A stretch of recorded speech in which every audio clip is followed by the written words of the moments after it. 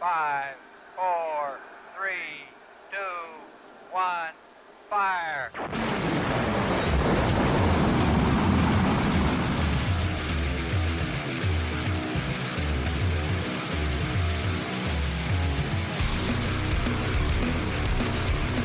Hello, hello, hello, and welcome to the Indie Wrestling Experience, where we discuss all things related to the Indie Wrestling Experience. I am Bob. I am back again with John. Hey, everybody. And John, look, man, like I could go through my normal, start of the show read and get some details out and things like that. But dude, we got Bobby Blaze coming, man. How jacked are you that Bobby Blaze is about to be on this podcast? I'm like a 6-year-old with some sugar packets. I'm ready to roll. We are so excited. I can't believe he's agreed to come on the podcast, but we will have Bobby Blaze joining us in a little while. It is just crazy for two kids who grew up in the 90s to be talking to Bobby Blaze. It's just overwhelming us. But before we get to that, we got a couple of things. We have a YouTube recommendation this week, which is Voltage Wrestling, Season 2, Episode 20 on YouTube. Of course, we've got our ANDNEW champions. But before we get to those, John, two pieces of news that came out in the last week or so. And I wanted to start with the news that Brian Knobbs is in bad shape again. It seems like he was rushed to the hospital with another blood infection or something like that. And it sounds like he's not in great shape. Yeah, man. From what I understand, he got a foot injury. I didn't really find much on what caused the injury. So I don't know if he got it in the ring. I don't know if he something happened. Just daily life. But apparently, his foot got infected. Diabetes complications. I know he's had some issues with that in the past. They're talking amputation, so it's not looking good. Yeah, it's bad. And Brian Knobbs, I mean, that's one of those guys that we grew up with. And before we got on the show, I was talking about the Kamala situation and how this happened to him, and he wasn't around much longer after that. I think we both are here praying that that's not the case with Brian Knobbs, because I mean, first of all, he's a human being, and we care about him, but from that perspective. But I mean, the Nasty Boys, John, growing up, the Nasty Boys, they were they were awesome, dude. And they were one of those kind of rare tag team. I wouldn't say that rare. I mean, there were a few, but by and large, it didn't matter what company we saw them in. They were near the top. I mean, they've won gold everywhere. They just kind of were that punk edge kind of team out there, and they gave you something we didn't see at that point. You and I, like you said, kids of the late '80s, early '90s. I know we were into the punk scene. The music, and they just, man, they really clicked with us, at least our age group, our demographic. God, they had some banger matches, man. I mean, they were in with everybody. Man, yeah, but prayers going out to Brian Knobbs, man. Yeah, those guys were. I mean, hate to hear that. They were in AWA, they were in Crockett, they were in WWE, and just having just banger matches. And the one thing that always caught me was, to me, they were ECW before ECW was ECW. I mean, that they were chaos and weapons, and they didn't give a shit. They were going to destroy you and then laugh maniacally and drink a beer like that. They were such cool dudes. Yep, absolutely. But yeah, you mentioned before that he had some prior issues. Now, I wasn't aware that he had prior issues. I went, I'm not proud of it, but I admit I went to Wikipedia to look some of this stuff up and find out what was going on. But apparently he was hospitalized in 2019 and had surgery on one of his knees. And then in 21 again, he was hospitalized, and another GoFundMe was set up. Yeah, that was the blood infection, I believe.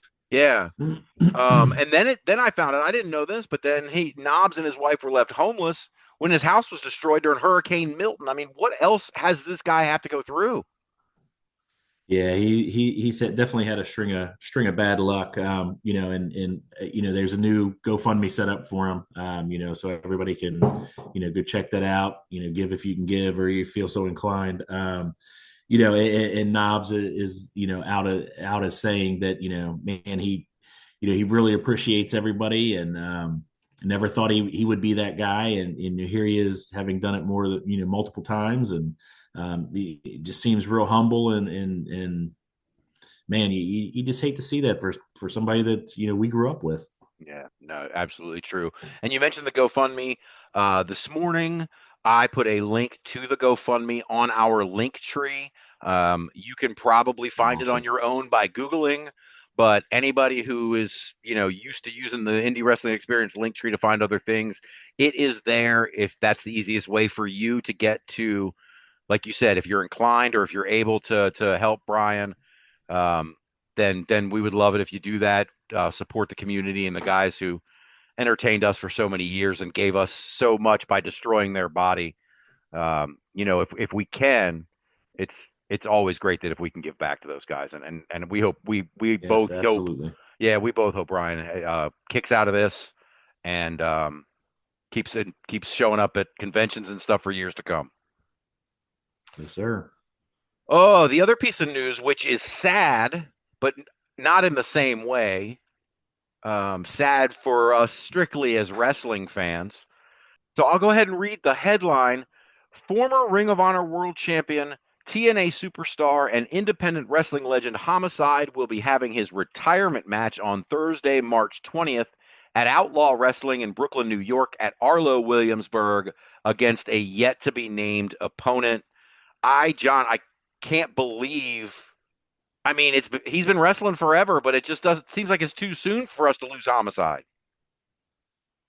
Yeah, come on, man. Who wasn't an LAX fan? I mean, LAX is primarily where I know him from. His TNA run, with Hernandez. Um, man, he was great. Just a great tag team. His ROH stuff is awesome. Oh my God. Yeah, His it world just does championship not run was seem like fantastic.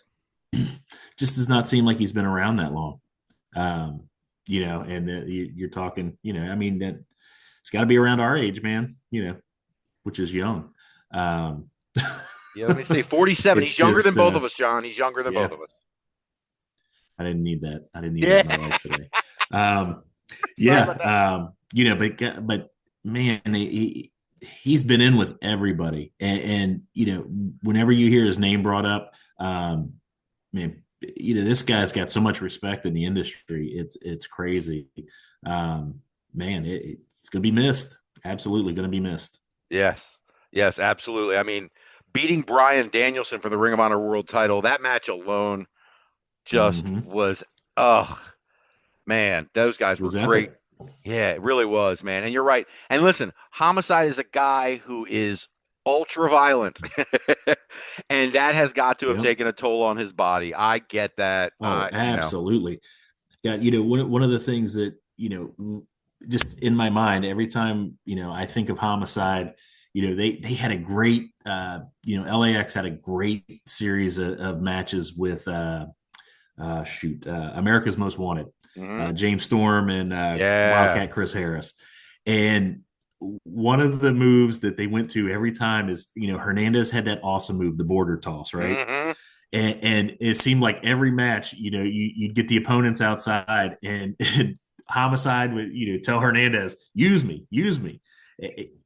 Hernandez would border toss him out of the ring onto the guys. It was phenomenal. It was scary. It was awesome. It just, whoo, craziness, just Yeah, man. absolute craziness. It was, like I said, Homicide. Thank you for the years, man. That's all I can say. Thank Yeah, you. no bullshit, man. Seriously. And as you're mentioning that, I'm also remembering that, it takes balls to be a man with a finisher called the Cop Killer or or the Gringo Killer, depending on whichever promotion you're in. Yep, But that's a badass. I exactly. mean, and he would put you down it with was. that shit too, and then he busts out a fork or Yes, some he shit on would. your ass. Like Yep. good God, man. One of the things that I thought was funny or that was cool, the story I'll relate about Homicide was like the second or third show that I ever wrote about for the blog, like in 2021, was a show in New Jersey, and Homicide was there in a street fight against Brandon Kirk. And the Mm-hmm. promotion, Standalone Wrestling, was, I guess you'd call them a PG promotion. You know what I mean? They weren't Mm-hmm. having death matches or anything like that, and there were kids in the arena. And so Brandon Kirk, who's also a violent deathmatch, legend, comes out, and Homicide gets on the mic, and he says, "Now, kids, I want you to not try this at home, and don't watch too closely, because I'm about to mess this dude up." And it was funny to me because Homicide is an ultra violent guy, but you drop him in an arena where kids are, and he immediately knows what to do, how to make it palatable for Right. them. You know what I mean? Like, you think of Homicide as this violent guy with a fork or the blade, whatever, and there he is. He understands the assignment. He makes sure the kids know this might get a little rough, but it's not going to be too bad. And don't go home and do this at home because your parents might get mad. Like, that's just a responsible No, thing to do in the moment. listen, it's a pro's pro that knows how to play to his crowd. A consummate professional. I mean, you hardly ever hear a bad word uttered, about Homicide. And like I said, man, he just pro's pro, dude. He just knows what he's doing. He's been through it all, seen it all. He's brought them all to the building. What are you gonna do? Yo, he's brought me to the building. I can tell you that more than once. Oh, absolutely, absolutely. Yeah, no, I paid for tickets to see Homicide specifically. I can promise you that. But yes, I mean, like you said earlier, Homicide, we appreciate all the years. I Yes. would love it if on March 20th you changed your mind. But if you don't, then we wish you the best, and we hope you stay around in the business and teach some other up and comers, how to be a professional like you were, man. Because we really, absolutely, we think the world of you. So thank you, Homicide. Yes. Thank Uh, you. yeah. So let's see what else we got here. We ran through that pretty quickly. Let me go ahead and do these and new champions for the week. There's some folks on this list, John. I don't know how closely you went through it, but there's some folks on here that you're aware of, and some promotions that we've talked about this week that kind of hit from home. And so our first and new champions of the week are MCW Pro Wrestling Tag Team titles changed hands over the weekend at that show we previewed last week, John. Clay Jacobs and AK Yep. Bane took the titles off the Zukos. They just won the titles in December. But Yeah, that these one kind of guys, surprised me, man. yeah, these Kind of guys, surprised me. I thought the Zucos were gonna get a little run.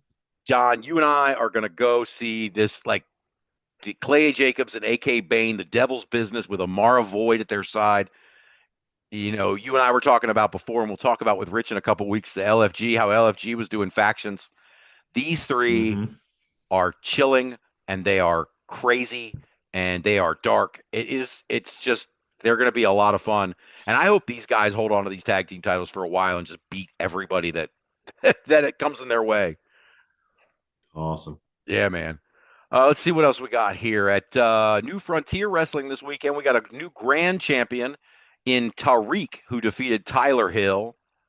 At Pro Wrestling 225, the tag team titles changed hands in a triple threat as the Killjoys defeated the Russell Twins and the Pillar. At Rise Wrestling, Indie Wrestling Experience's number 2 ranked tag team in the world, indie tag team in the world for the month of March, the Runway fall to WTF. I am shocked and dismayed. I love the Runway, but I'm sure WTF will be great champions, and I look forward to maybe having them in our ranking soon, right?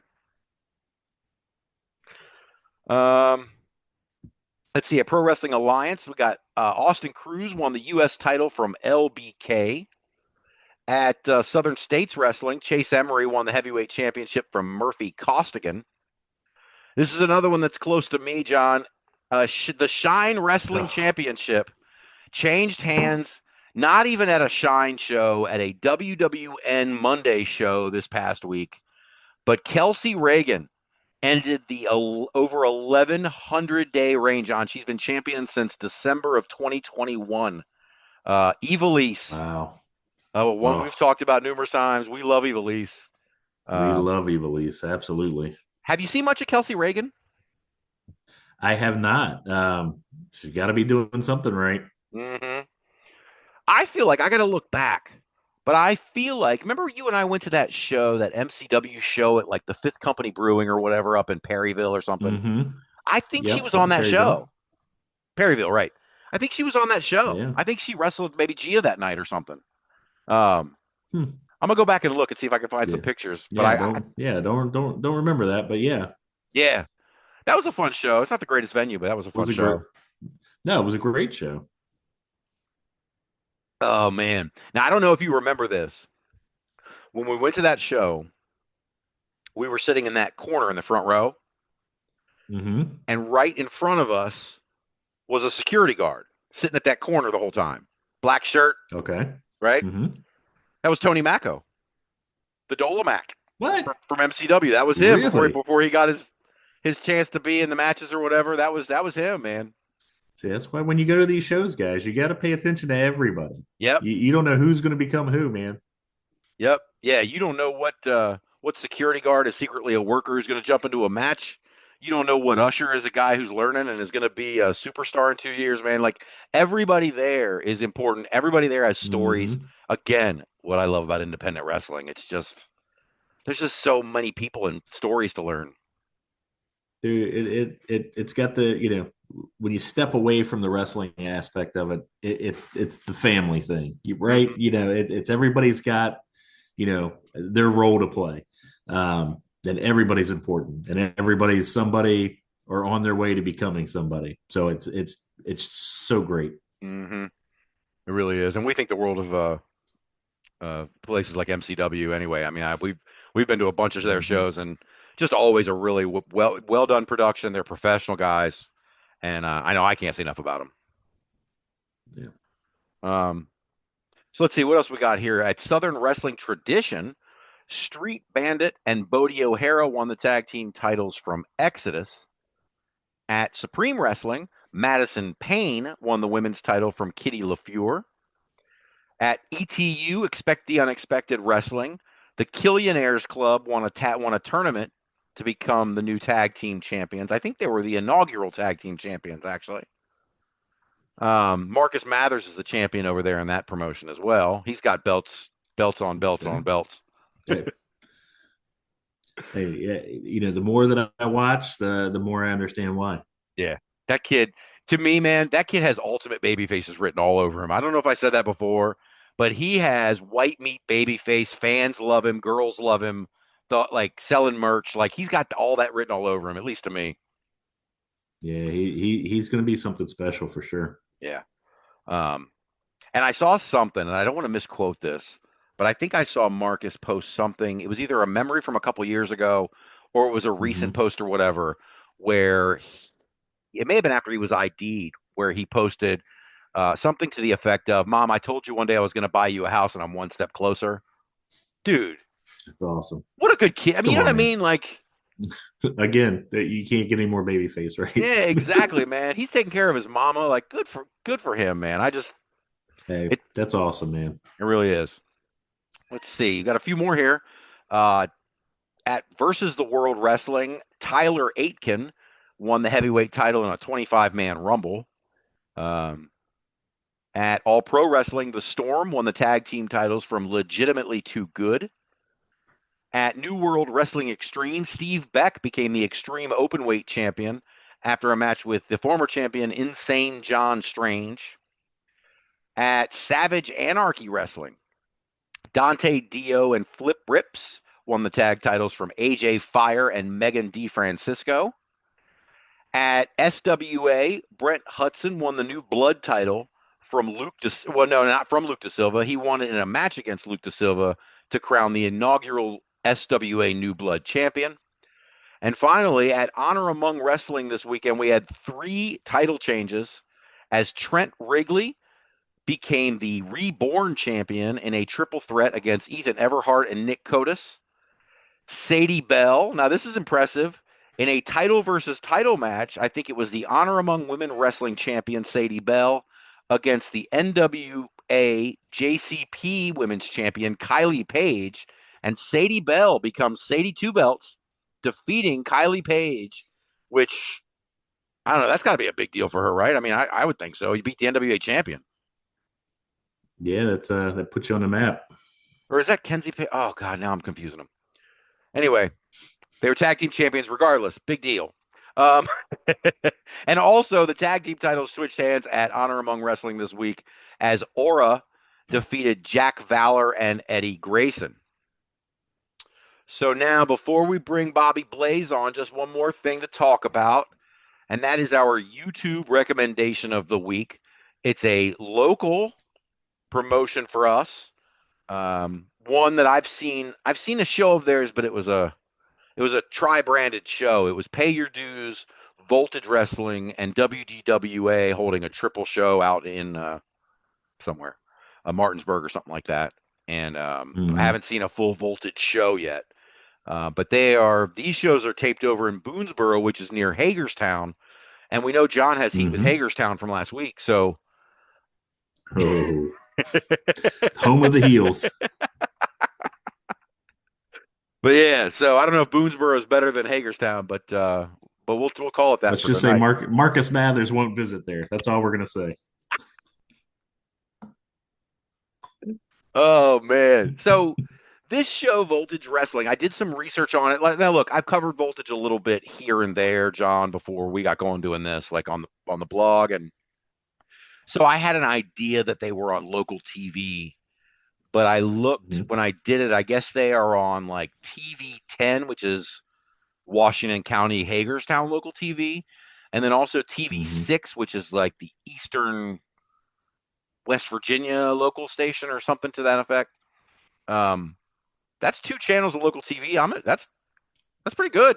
I mean, it's rural areas, but I mean, goddamn, you got a half an hour show on 2 different channels every week. That's pretty cool. Hey man, if you can get it, it's a good way to go. Get the product out there, and yeah, like I said, it was a good little show, man. It was a good little show. Quick little show. I enjoyed it. Now listen, I'm telling you right now, the last few weeks, as you've joined the podcast, I've been trying really hard to keep these YouTube recommendations short as we sort of ease into this. But I'm telling you right now, there are 3-hour uploads coming, man. One of these YouTube recommendations coming soon is going to be a big old card of wrestling matches.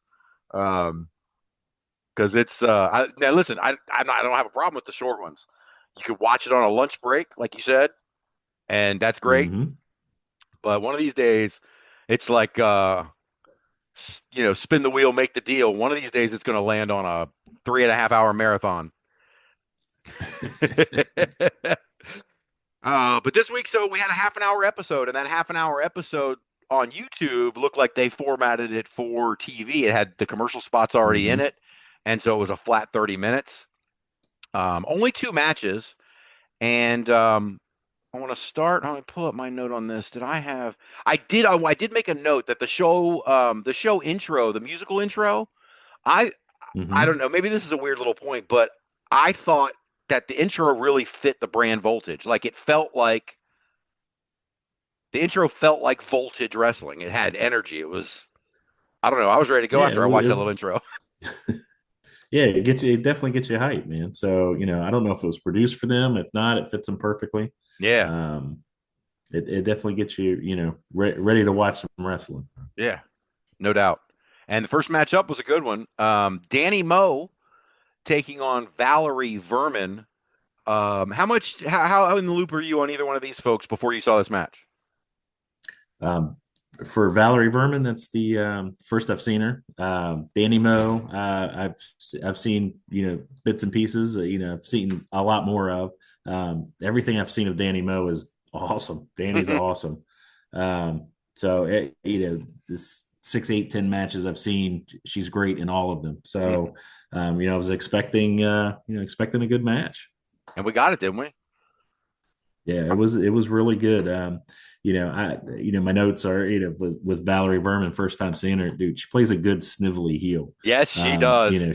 She was just sneaky, snivelly, whiny, just easy to hate, man. Yes, easy to hate. Very much. And Danny Moe's easy to love, like you said. She's got that baby face to her too, so it's a great contrast with this match. Valerie Vermin is a very good snivelly heel, and I think she did a really good job in this match. And against Danny Moe, who's a really, really good baby face. We've been talking about white meat baby faces. I don't know that I'd go so far as to call Danny Mill a white meat baby face, but she's certainly a crowd favorite. Yeah, she's definitely, crowd favorite. I mean, dude, she's just an all around strong wrestler. It really kind of controlled that match, for 90% of the match, which made the finish come up on me and really kind of take me by surprise, man. It was a really good match, and don't like the way it ended. Yeah. Neither did Danny Moe, but like you said a minute ago, it was the perfect ending for Valerie Verman's character. It was exactly absolutely. the way Valerie Verman's character should go over. So, Yep, yeah, absolutely. I really enjoyed it. And here's another little thing I like. I don't know, maybe I'm just into production stuff because I guess I made these comments about Rocky Mountain Pro and the production and stuff, but I liked the backdrop behind the ring.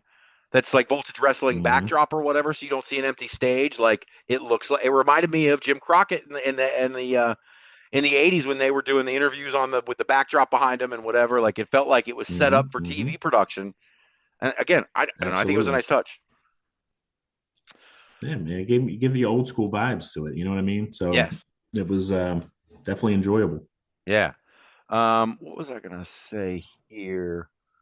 I know I was gonna mention I did see Valerie Verman in a mixed tag. The first time I saw her was at the Monster Factory in a mixed tag, and that was 2.5 years ago. And she seems to have really grown as a heel since then. Like she was a heel then, but she felt like a heel in this episode. Right. Yeah. Now, then we take a break and we come back. And I'm hoping that you got some more out of this than I did. We start this segment, and J Law from One Room Media is there, and he is addressing.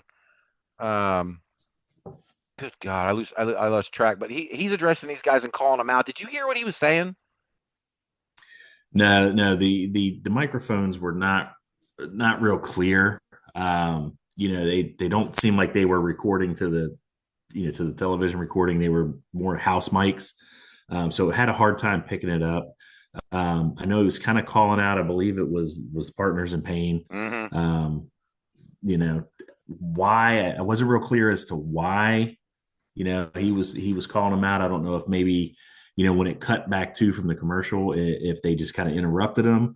I know later, kind of towards the end, we kind of get J Law back, and he's kind of calling him out again, talking about, you're not going to ruin my debut. So I don't know if maybe, they cut him off and just something we didn't see, timing wasn't quite there for TV. I don't know. Right. Yeah, it could be. It's something like that too. And I was just hoping, sometimes it's hard to get those microphones to pick everything up when you're doing those segments on the fly. So it is what it is. And like you said, at the end, they wrapped it back up. So it doesn't necessarily matter what he said at the beginning because we wrapped it up together. There's going to be a 6-man tag in April. That is the Partners in Pain versus Country Club and J Law, I guess, when Hoss Haygood returns. They mentioned Hoss Haygood getting attacked in the parking lot or something before this show, or as part of the show. Yeah, it's how we ended up with, I believe it was Hunter Price, kind of teaming up, to help out the Country Club and kind of fill in. Yeah. Now, I know nothing about the history of this. I mean, the only part of the story that I really know is what they told us, that Hoss Haygood had been attacked in the parking lot. But as you find out about this, as the match is starting, is any part of you going, are we about to see a Hunter Price heel turn? Like, that was all I kept thinking. It was Hunter Price attacked him in the parking lot. He's going to turn heel. He's going to join these other guys. But yeah, I wouldn't say I got that vibe. It seemed more like, we plucked the guy that was sitting in the back doing nothing. Hey, you got a good opportunity. You want to come, roll with the big boys. And hey, for the most part, he did a great job. The match was enjoyable. Him and LK, who apparently is coming out of retirement. They gelled pretty good, man. So, for whatever reason, we don't know. Yeah, but right. It was a good match. I mean, it was a fun little, about a 10-minute, 15-minute match. It went well. Yeah. I remember the first time I saw Country Club. I've seen Hoss a few times since, I guess, LK retired. I guess that's why I've only seen Hoss recently. But I saw them.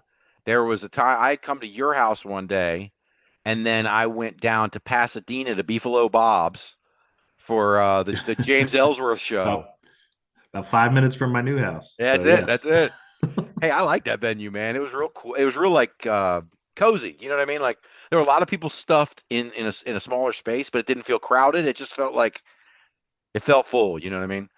Um, Hmm. but Hoss Hagood, I mean, those guys are great. I mean, I think at one point during that match, LK poured a beer into Hoss Hagood's mouth to energize him. Like great stuff, man. Just and Hoss was the champion over at Pay Your Dues Wrestling when they went out.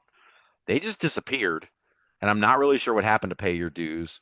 But there was a Hmm. post from Hoss Hagood about 2 months after their last show that was like, I am relinquishing the PYD title. I'm not going to say any more on it. Wish everyone the best of luck. And then next thing you know, the PYD Facebook page was gone, the website was gone, the Twitter page was gone. I got to assume there was some backstage Wow. drama. I'm not going to speculate. I don't care about any of that, but it's sad to see a promotion fold like that all of a sudden. It happens all too often in the indie scene. Right.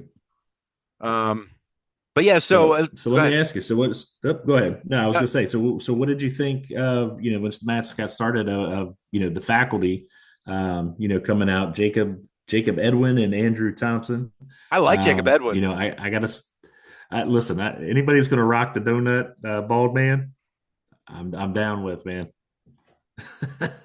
He looked like every school administrator we ever had, dude. He really does, man. He really does.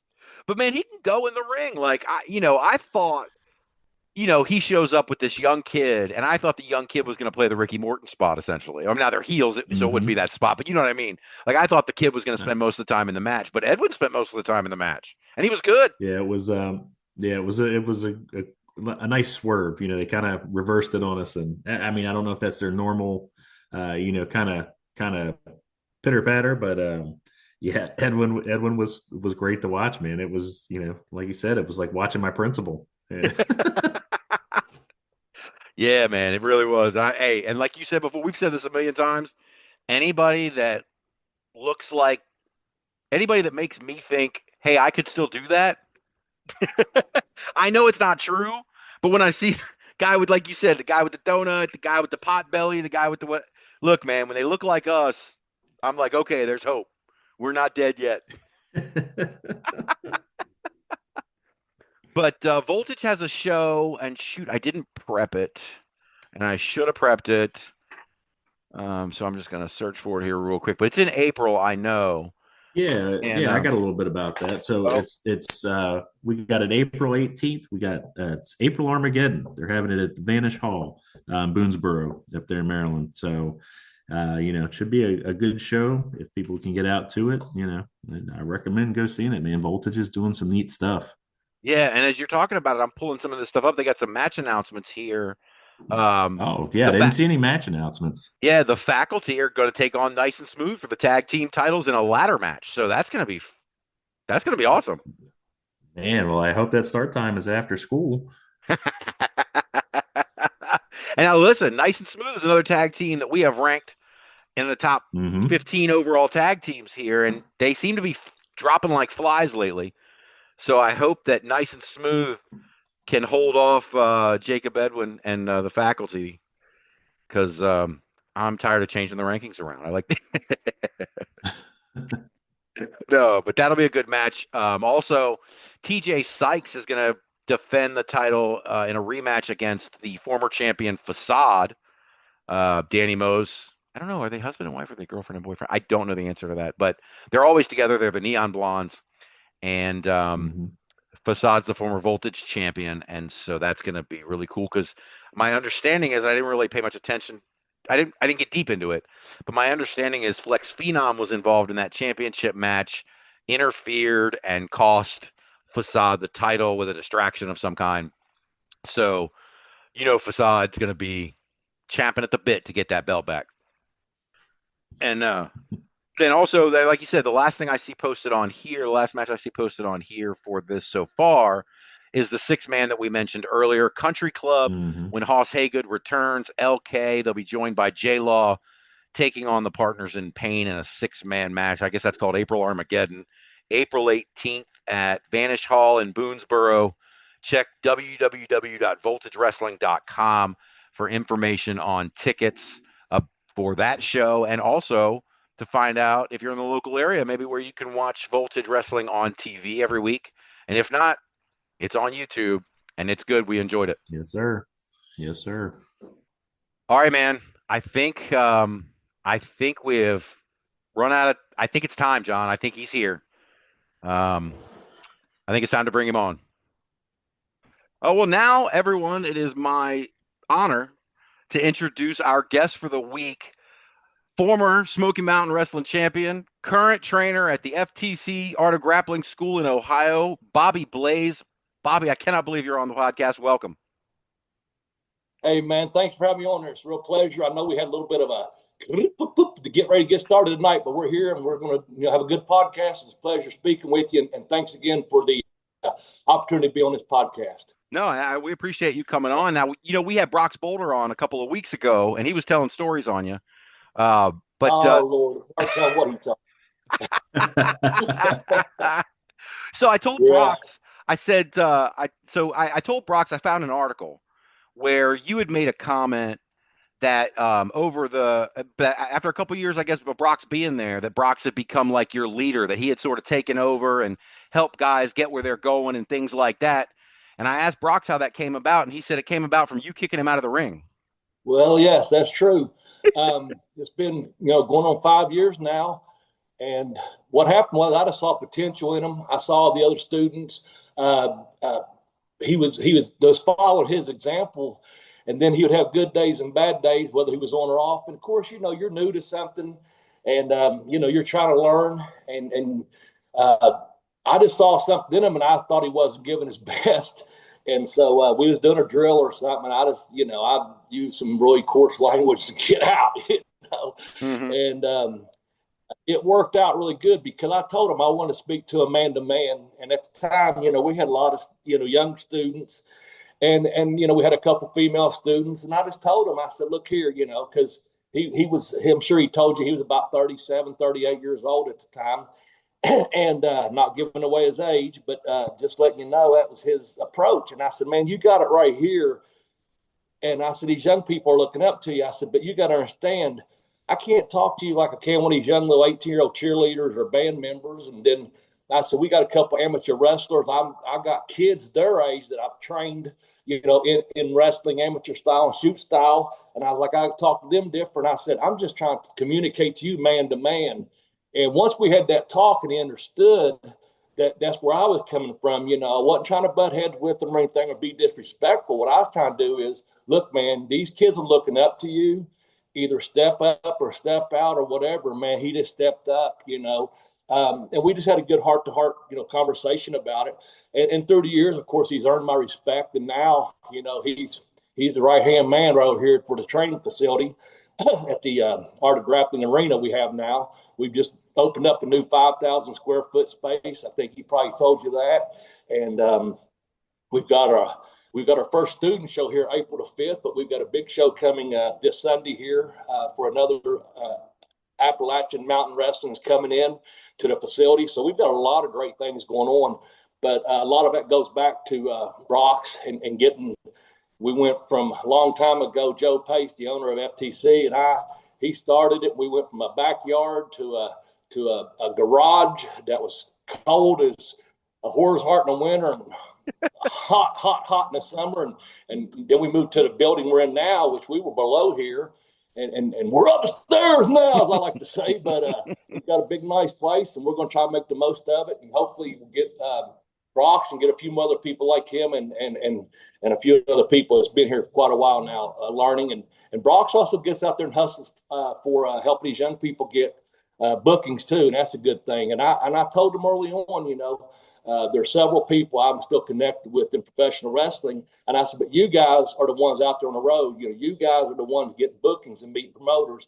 And I try to tell them out how to be a professional. I'm not just teaching you how to do the moves and where to put the moves in. I'm trying to teach you the entire art of pro wrestling. And that's a part of it's being a professional, going to a locker room, getting a booking, going to a locker room, shaking everyone's hand, being respectful of this business, the business I love so much, Right. And so, And we were talking when we were talking to Brox, he was talking about how important riding the road still is. These guys jump in a van and they still learn from Yeah. each other, and that's still a really important part of this whole process.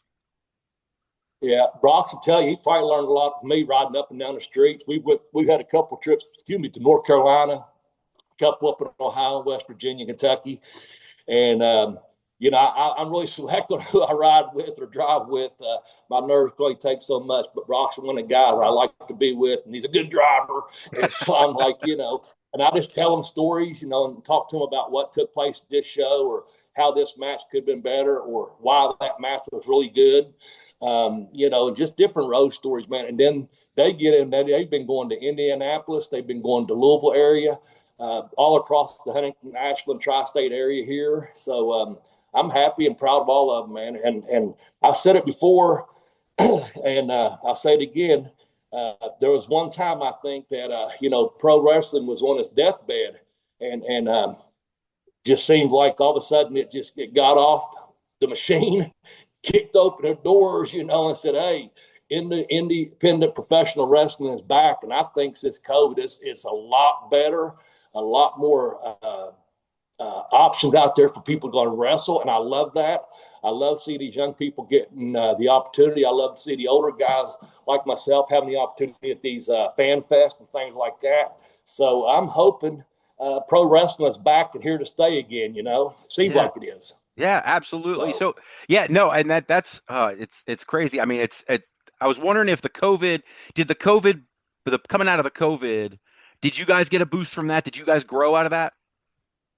Well, what happened was, first of all, I'd had some other issues prior to COVID, and I had been sick earlier that year of 2020. But on a personal matter, I was just, when COVID came and they said, you're staying at home.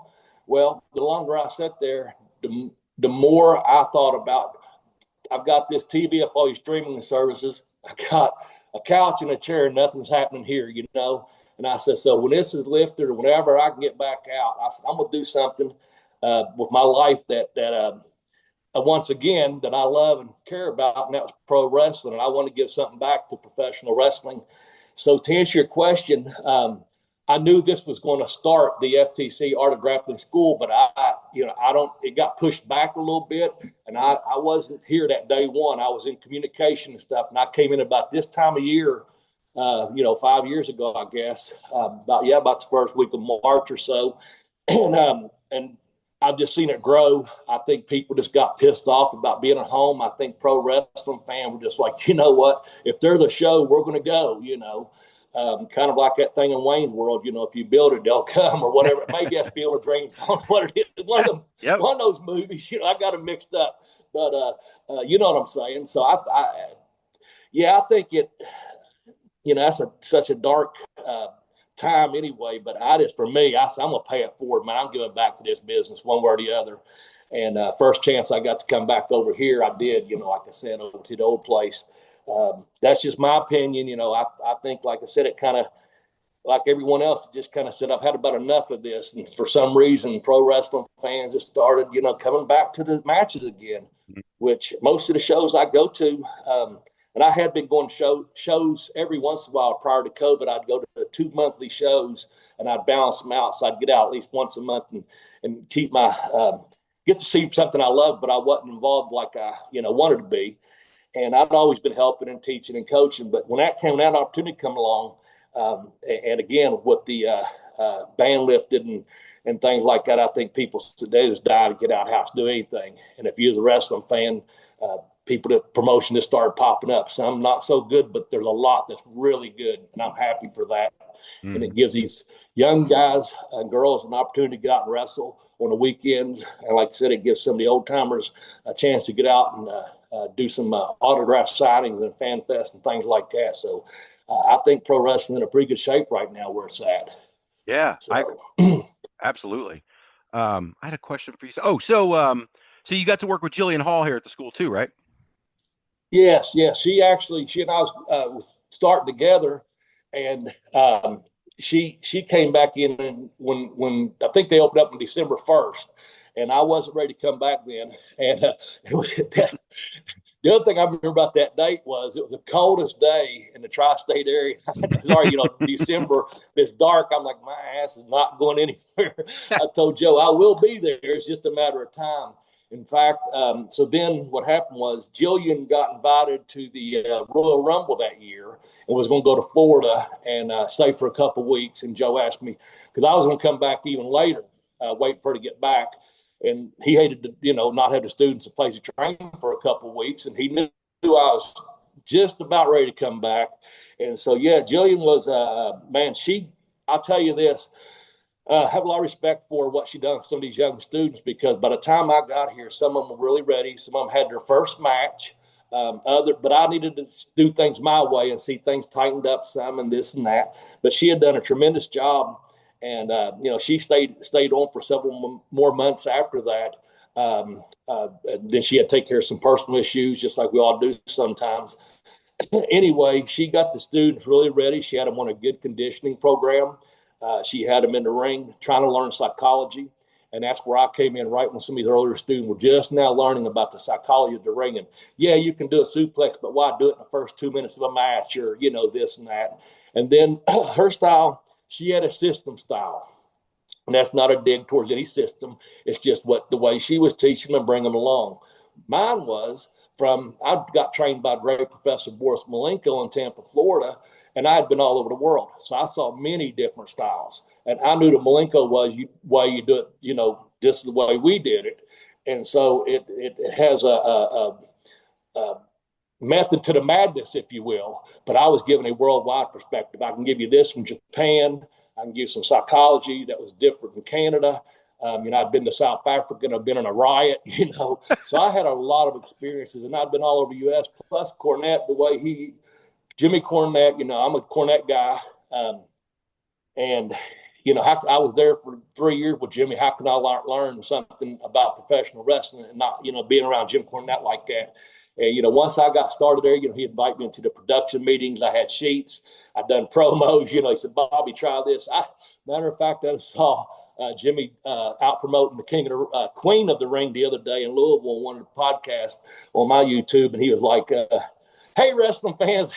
And I start on my promos. I go, hey, wrestling fans, like that or something. Or I go, hey, pro wrestling fans. Then at the end, I close it out with, see you at the matches, fans. And I saw so much. I was like, Bobby, Jim Cornette, you basically are stealing his opening every time because he gave it to you like that. We all borrow from people, so I know where I got my opening lines at. Is Jimmy saying, Bobby, this is where we're at. Do this. Invite them to the matches, in Ashland, Kentucky, and we'll be there, March the 12th or whatever. And here you go. So that's the way I do my promos now. And that's the way I teach them to do here. But, yeah, Jillian was a big part of this sport at the very beginning, and I'm really proud of what she had done and helped some of these young students out. And I wish her, life's best. I don't know what she's doing nowadays, but whatever she's doing, I'm sure she's good at it, because I'd like to see her start making appearances again and getting back out there to the public eye, but that's her business. I don't, I just mind my own damn business, so, but I wish her luck. And I wish the students that have moved on luck. We've had people come and go. We've had a lot of people through here.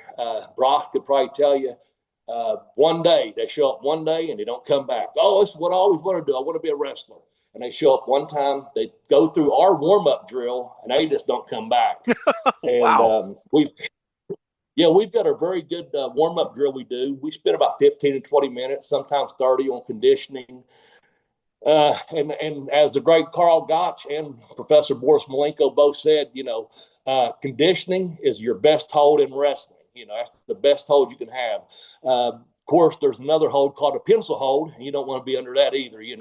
A good booker now, you're all right, but you get under that booker skin, that pencil, you start losing, and you're out of the territory. So you said that pencil can hold you down, huh, Bobby? Yeah, the pens indeed matter in a sword, right? Yes, sir. So yeah, but yeah, the conditioning part, we do that. And but anyway, we've had a lot of good students through here, and we've got people that still come, veterans. John Cosper, the author out of Louisville, Kentucky area, he come down, he's getting ready to do another book on wrestling schools, and he spent a day with us. And we had several guys scheduled before John was scheduled to come to town that are veterans that were just coming. They were getting ready to go enter a tag team tournament down in Tennessee for the school of Morton. They came to us for about 3 weeks before they actually went to the tag matches, and we really just tightened up their work. And they got to work with Brox and Titan Troy, another good, outstanding athlete here, and a good wrestler, amateur and pro style. And they really tightened those guys' work up. I'm here to help from beginning to advanced students, and I'm just proud to be a part of something that's so far has been very positive for these young people and we've got people from 18 years old to 35, 40 years old, males and females. I've got former cheerleaders, a majorette. We've got former high school wrestlers, high school football players, and just a couple of really good athletes. And they've got some people as just a fan, and bless their heart, you know what? They'd be better off being a fan. But when they do come and they do train and they try hard, they might just go on a show. It might be a referee, might be a manager, and then they might eventually have a match depending on their determination and desire. But we train them from top to bottom, in the door, and I stay in touch with so many of them. And I've got people I've trained years and years ago that still, keep in touch with me through the business, and I love them for that. I love the respect that comes with that when you're out here showing these young people. I have a gentleman by the name of Shane Storm from up here in West Virginia, and I started training him with a 17-year-old kid. And I gave him his first match right when he turned 18 over in Kentucky many, many years ago. And some of that group, they're still out there working, 35 years old and got all that experience now. They're good, so I'm proud of them. Yeah. You were mentioning all the people that you That's had there, awesome. like the former high school athletes and former whatever. Word is you got a lifeguard there too. Hold on. We got an up and comer, Ross Burton, man. He's 19. He's been here. This summer will be 2 years, so a little bit about 18, 19 months.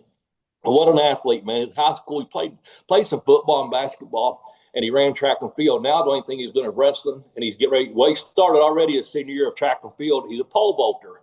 And hopefully this year he's going to break his own personal records. He went to state last year, and he's already actually went to a couple indoor meets. But yeah, the lifeguard, man, he got a hell of a funny gimmick. He's a good kid, good-hearted kid, good-natured. And since he started here, I had the pleasure. We did a show in his hometown over in Kentucky, in that little small town called Raceland, Kentucky. And they got a very good school system, small community. And we did a fundraiser for the girls softball team, I believe it was. Anyway, his dad came up to me after a match, and he had told Brox this too. But he said, "Man, can I speak to you?" And I said, "Yes, sir." And he told me who he was. And he said, "I just want you to know," he said, "before Ross started coming to you guys," he said, he's just an average student, may or may not do his homework, may or may not do, I guess whatever they learned when he was during the COVID thing, that study at home, how do you do that and stuff. And he said, man, he's getting straight A's.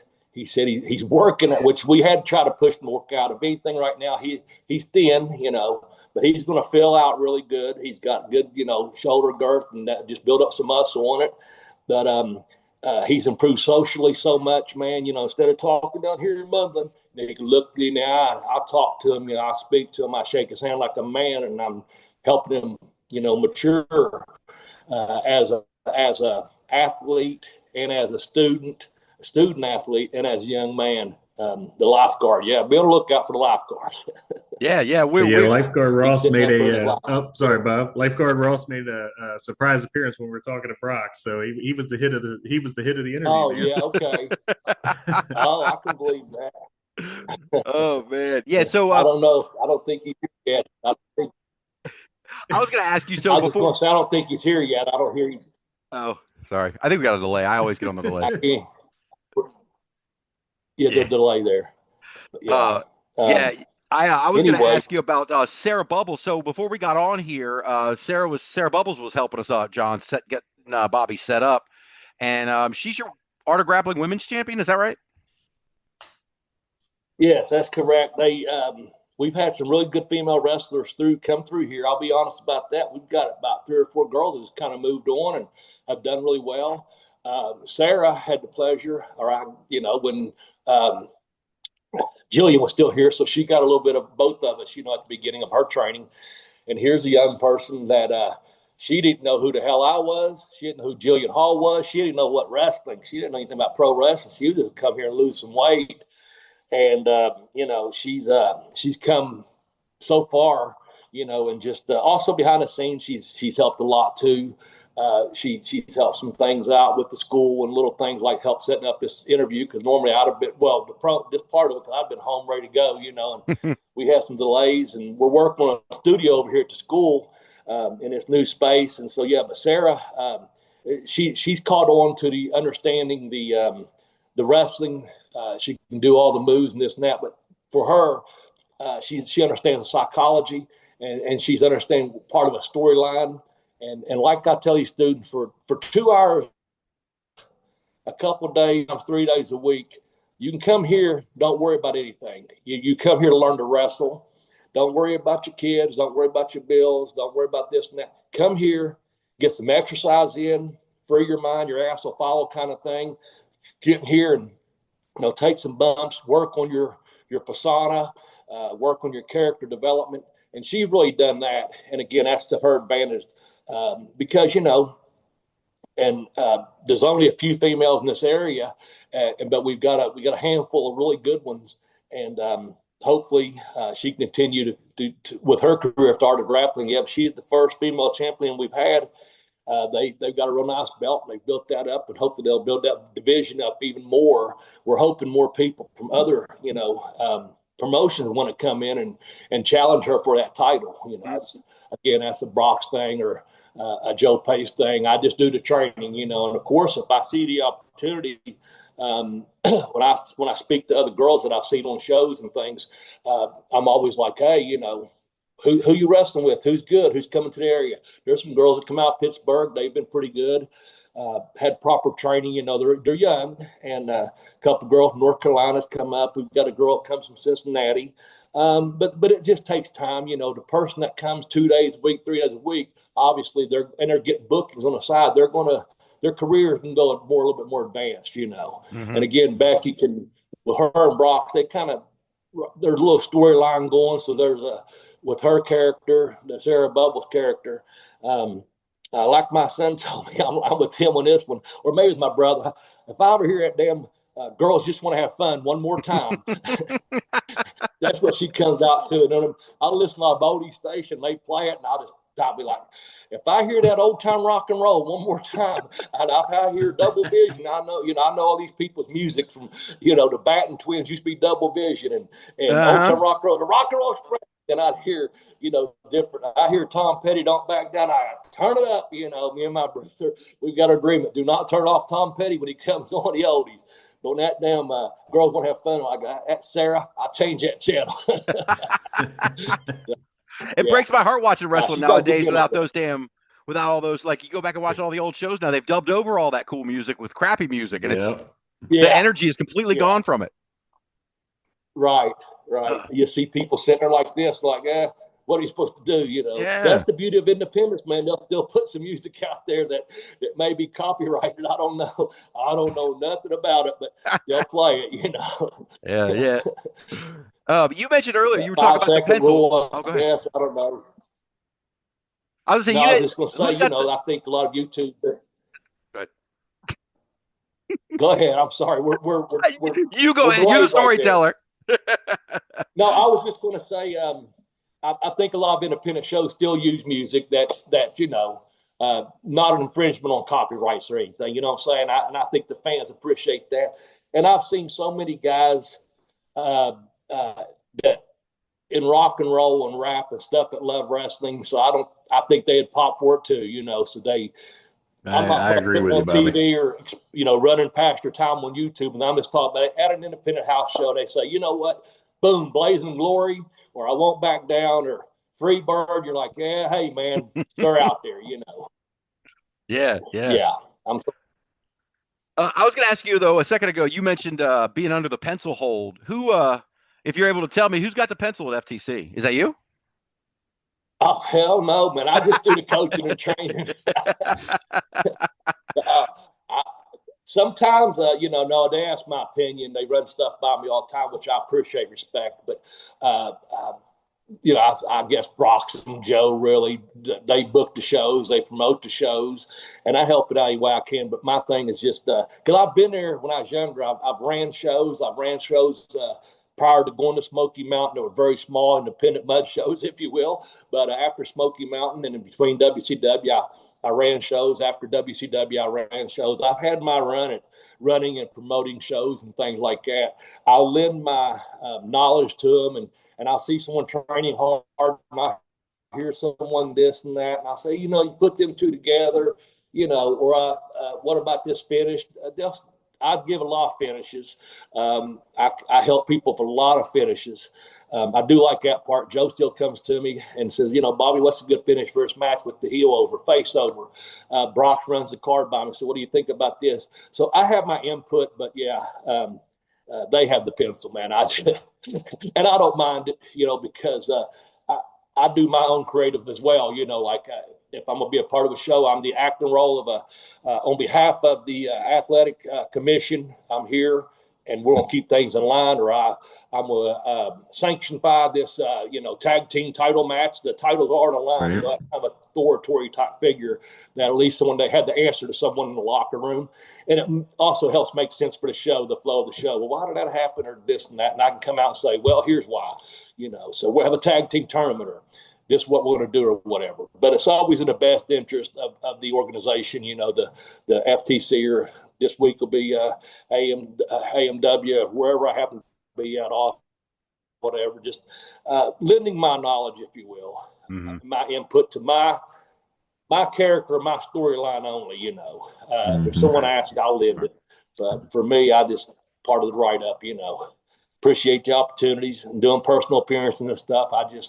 I do me, I'm just me. So it's all I've ever known for a long time. Well, that's what we love about you. Yeah, thank you. Someone told me about you guys going down to WrestleCade a couple years ago. And I think you guys might have been there the same year I was there. I must have missed you. Okay. Well, WrestleCade's a blast, man. And I guess a lot of these signings are. Yes, I love WrestleCade. I got invited. I was going to go to the first one way back when. And they were offering tables for like $500. And the gentleman got a hold of me. He's working with Tracy at the time. And he gave me a table for like $150. And I asked and I wanted to come down, but I wasn't really traveling. I was having some nerve issues. And I really hadn't been doing any appearances. And he called me up and he said, Bobby, we can get rid of that table for $500. You care if I just mail your check back? And it was Tim Blaze who it was. And he was working for Tracy Meyer or something then.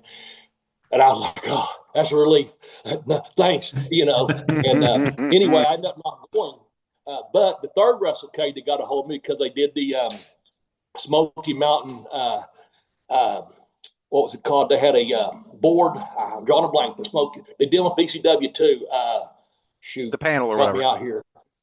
Panel. We did a big Sunday morning. It was the guest. I am drawing a blank, but anyway, I went Smoky Mountain Tribute, I guess. Okay. It was Ricky Morton and Tracy and me and Dutch and Jimmy Cornette and a couple other people. Had a good panel there.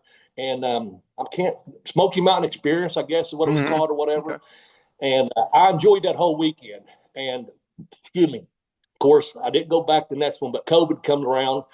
And I guess some things happened. So the first chance I got to go back just a couple of years ago, Brox and I and Joe and a couple other dudes, man, we loaded up a van and hit the road. And I think WrestleCade is one of the most funnest times I ever have, even now.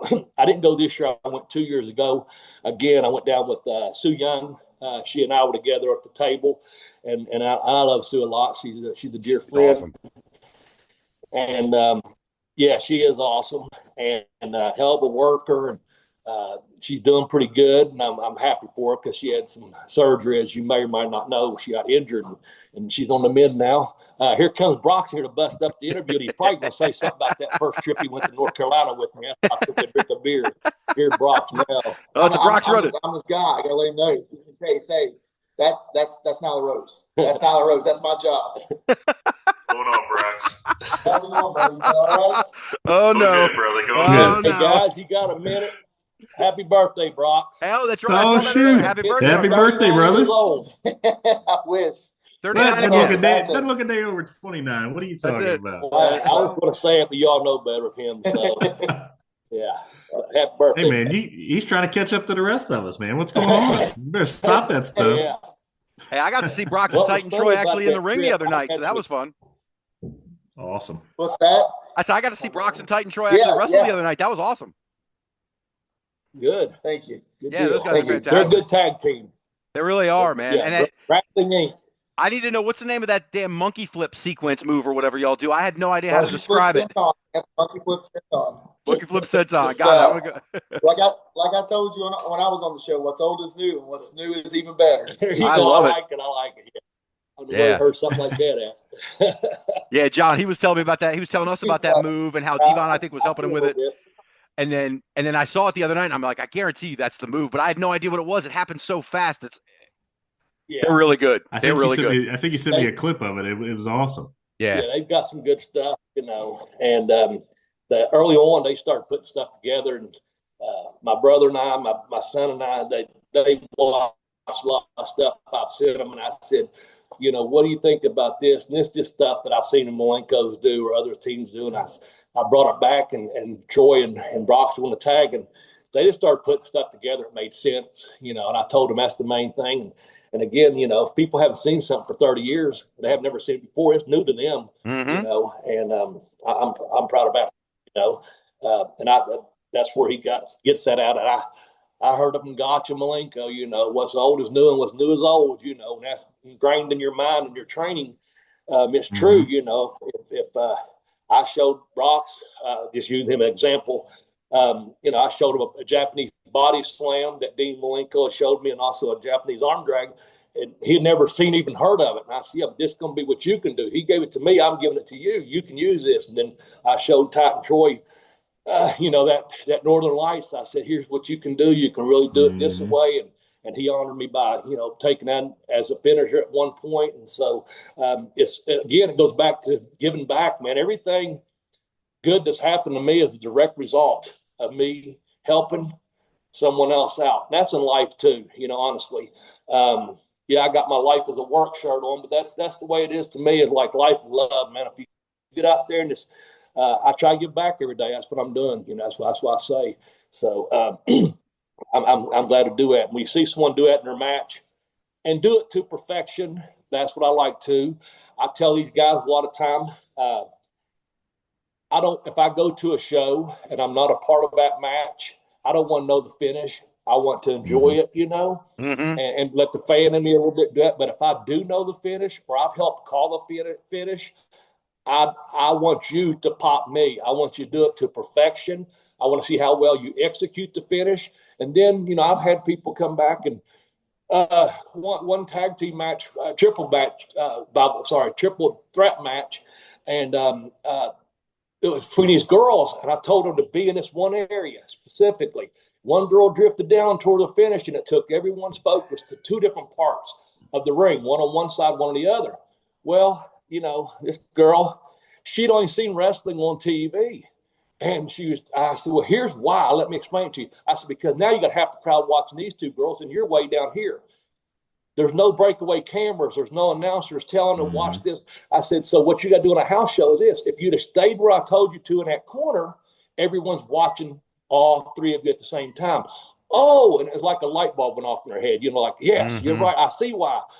But she's only watched TV from the time she's a young girl, and that's all she's been brought up on, So, but I explained that to her, and I explained it to the other two girls involved as well. This is why I specifically said go to this corner, do it this way. So I want to see that finish executed is what I was getting at, especially if I had a part of it, I want you to pop me, because if you can do that, I know you can pop all them fans out there. And that's what it's all about, They spend their hard-earned dollars to buy one of these, metal chairs, sit ringside or sit in the bleachers.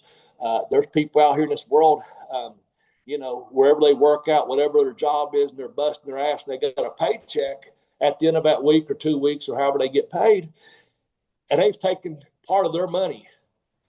Luckily, maybe they have, rent money, grocery money, gas money, whatever it is for utilities, whatever. But they've taken part of that hard-earned money and said, this is how I'm going to spend my dollar. I'm going to go and watch professional wrestling. And I want, when I am a part of it or I'm at that show or see that with all these fans, I want them to get their dollar's worth, and that's why I try to tell these students, I tell them at least once a month is people's coming to see you perform.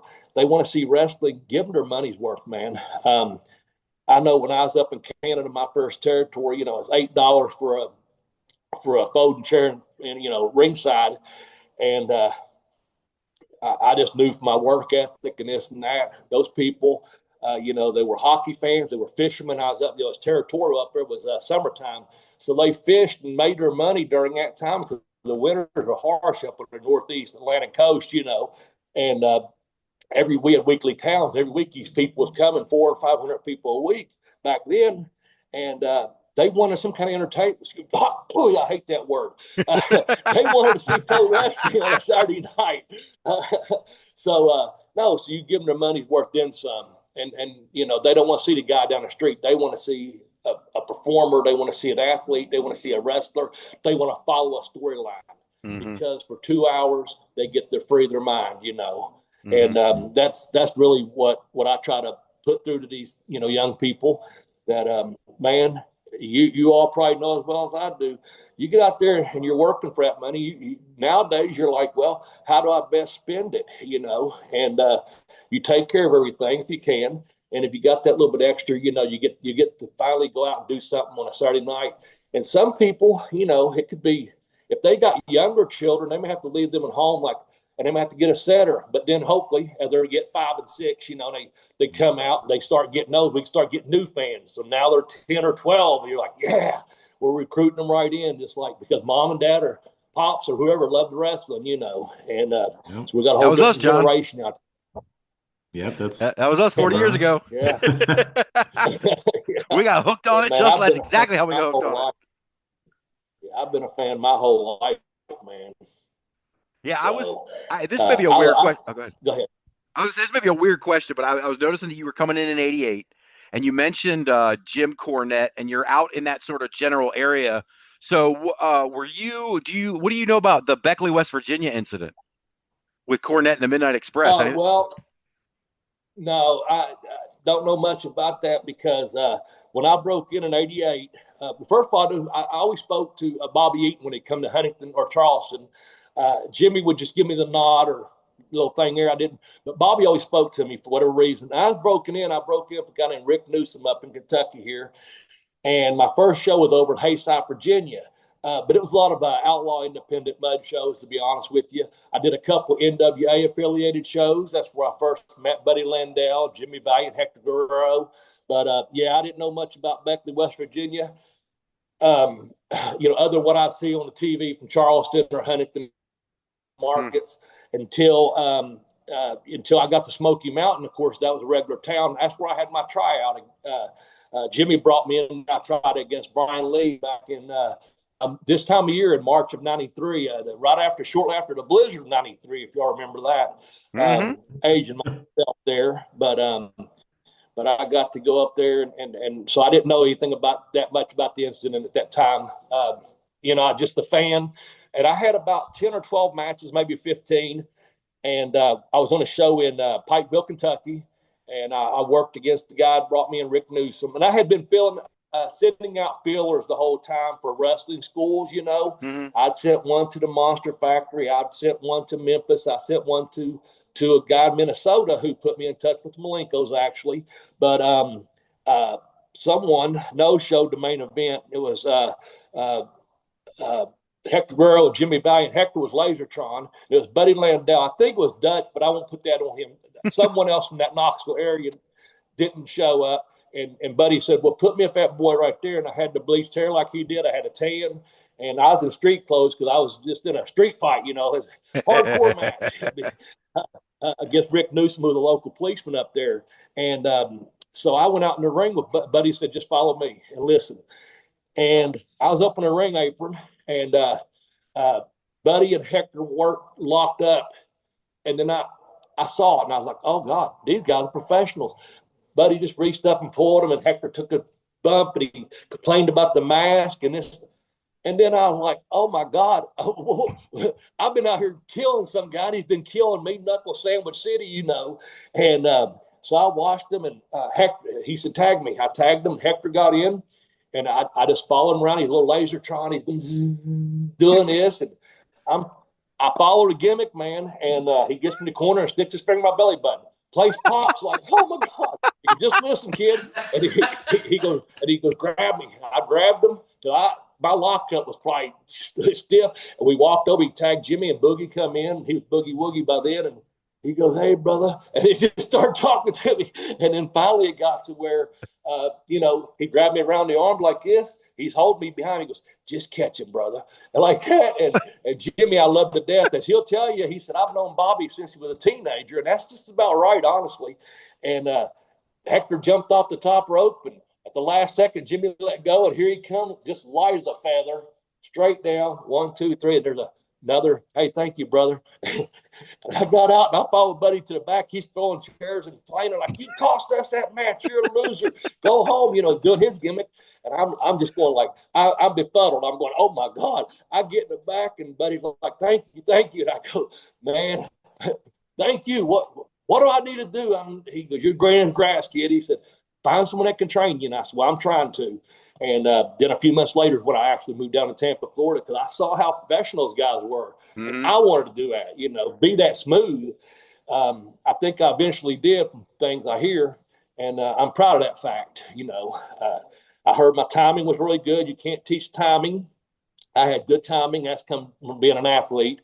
And a couple of people, this is one of the greatest compliments to me, is people say I never wasted a move in the ring. And I never believed in that. I didn't believe doing this and that. You do the move. And I learned that from Leo Burke up in Canada. And I watched his matches every night for 2 different years. I watched him as a babyface, and I watched him as a heel. And I knew he had been out with the Funks. I knew he had been around out in Calgary. I knew he had been to Japan and Mexico and Puerto Rico. And when I watched him, I wasn't just watching one product. I was watching a world of knowledge, when to do things, when not. And that's where I learned not to waste moves, because there's a rhyme and a reason for everything, And those are things, not to pat myself in the back, but those are things I can teach and show you that you just don't pick up anywhere else, And that's world-class training, if you will. That's what I've been told, and I believe it. 'Cause I know it. I know it in my heart. I really do. Right. So, I'm curious about something, and I don't know if you can describe it for me too much. I don't want to go behind the curtain of the training, because I know I'm not trying to do that. But what can you tell us about what is it that makes a wrestler have good timing? I think paying attention in the ring, and that is, I teach a drill that when you go, when you come up, first of all, you go to your knees, and when you go to your knees, you can make eye contact. It's very important to make eye contact. Kevin Sullivan told me one time, he watched one of my seminars, and I think Jimmy Cornette and Kevin Sullivan, 2 of the greatest minds in professional wrestling. And Kevin said to all the students, about 8 people in the ring, he goes, Bobby, and I was always told by Malenko, keep your eyes on your opponent. And even in boxing, they said, protect yourself at all times. To me, it's like a fight. You've got to know where that person's at all times. So to answer your question about timing, and again, what Kevin said was, Bobby, it's so important that people don't teach that to watch your opponent and know where they're at. So what I do is a little drill. When you go to your knees, we come up and we're looking eye to eye. So maybe we've got a spot already planned out, or maybe we're just walking and talking as it may be. But one of us takes a bump. I immediately look down and see where you're at. I see your eyes. I make eye contact that, hey, you just took a tackle off of me. I can't move over here, go there until I know you're okay. When I make eye, because he might have had a concussion, might have accidentally, hurt himself. It could be anything. Thankfully, you don't want that. But I look down, I make sure eye contact. Then I can go to the next spot, and whatever spot we've planned out, or they'll know where I'm at in the ring. No, I'm powdering out, or follow me out. It's all in the eyes most of the time. It's just look at me, have to say anything. If I'm going like this, I'm probably going up. If I'm going like that, I'm probably going down.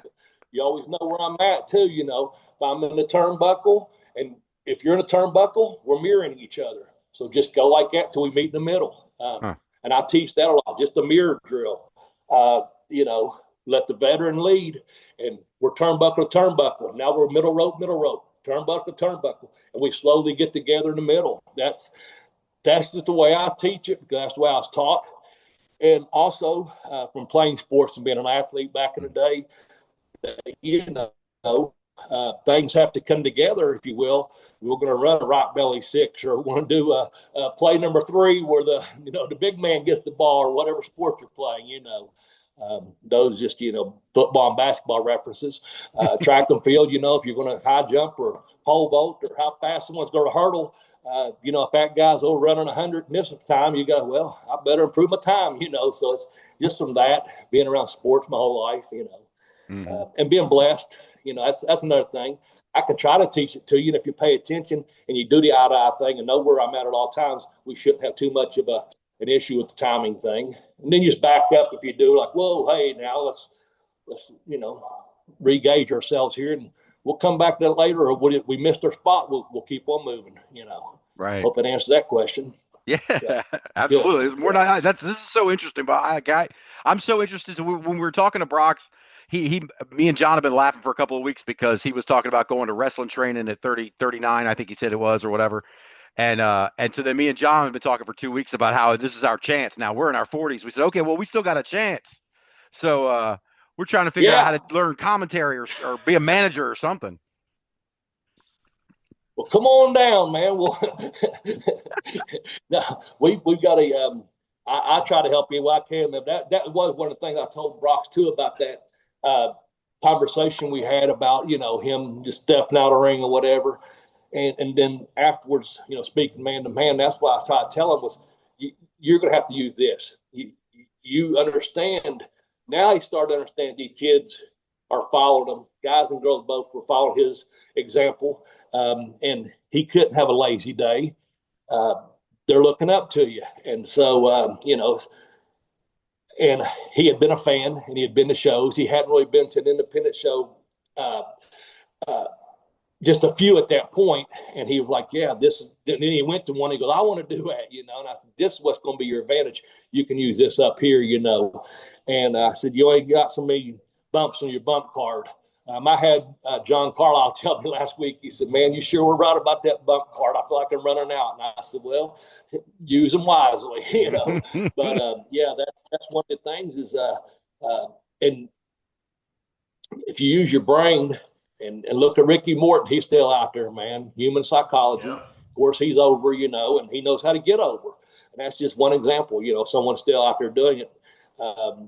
It's just and as Malenko told me before, this is one of the largest ongoing studies of human psychology there is. Really, when you think about it, you look at the fans, man, you've got everyone from, like I said, that 5, 7, 8, 10-year-old kid to, maybe the mayor of your city, to the 2 school teachers down the street to whoever, it draws from everyone. From the taxi driver to the Uber driver, I guess now, to lawyers, to doctors. One of my doctors had passed away several years ago. He's one of the big. I went to school with him, and he's one of the biggest wrestling fans ever, man. And he just lose himself, for wrestling. And we had that in common. And I respect that people that love wrestling, all walks of life, man. I got a couple books, as you know, and we'll promote those in just a minute. But in one of them, I tell a story about running a professional wrestling show inside of a federal prison. And I had worked there as a guard for a couple of years. And have you read Yard Time, the short story? No, not yet. Anyway, I just found out about it today. I said I just found out about it today. I knew about your 2 books, but I didn't know about Yard Time. I got to find it. Yeah. Well, it's inside the second book, actually. Oh, and then okay. It's written as a side book. It's an ebook if you want to download just that chapter, but it's like chapter 5 in the second book. But my point being, go to Bobby Blaze Medal on Amazon. We'll come back to that. Mm-hmm. But Muhammad Ali came to the prison, and there was about 1,200 inmates. This was in March, and he drew about 665 inmates. Well, in October, I ran a professional wrestling show, and we drew about 660. Over half the population that was eligible to come. Only about 800 were probably eligible to come. Some were locked down. Some of them have kitchen detail. Wow. So we drew a good number, my point. And out on the basketball court, we did it out on the rec yard. All the whites went to one section. Blacks went to another, Hispanics another, and then just the wannabes and nobodies. They all segregated themselves. But see, here's the thing. They did it for Ali. They did it for wrestling. But they were all out there.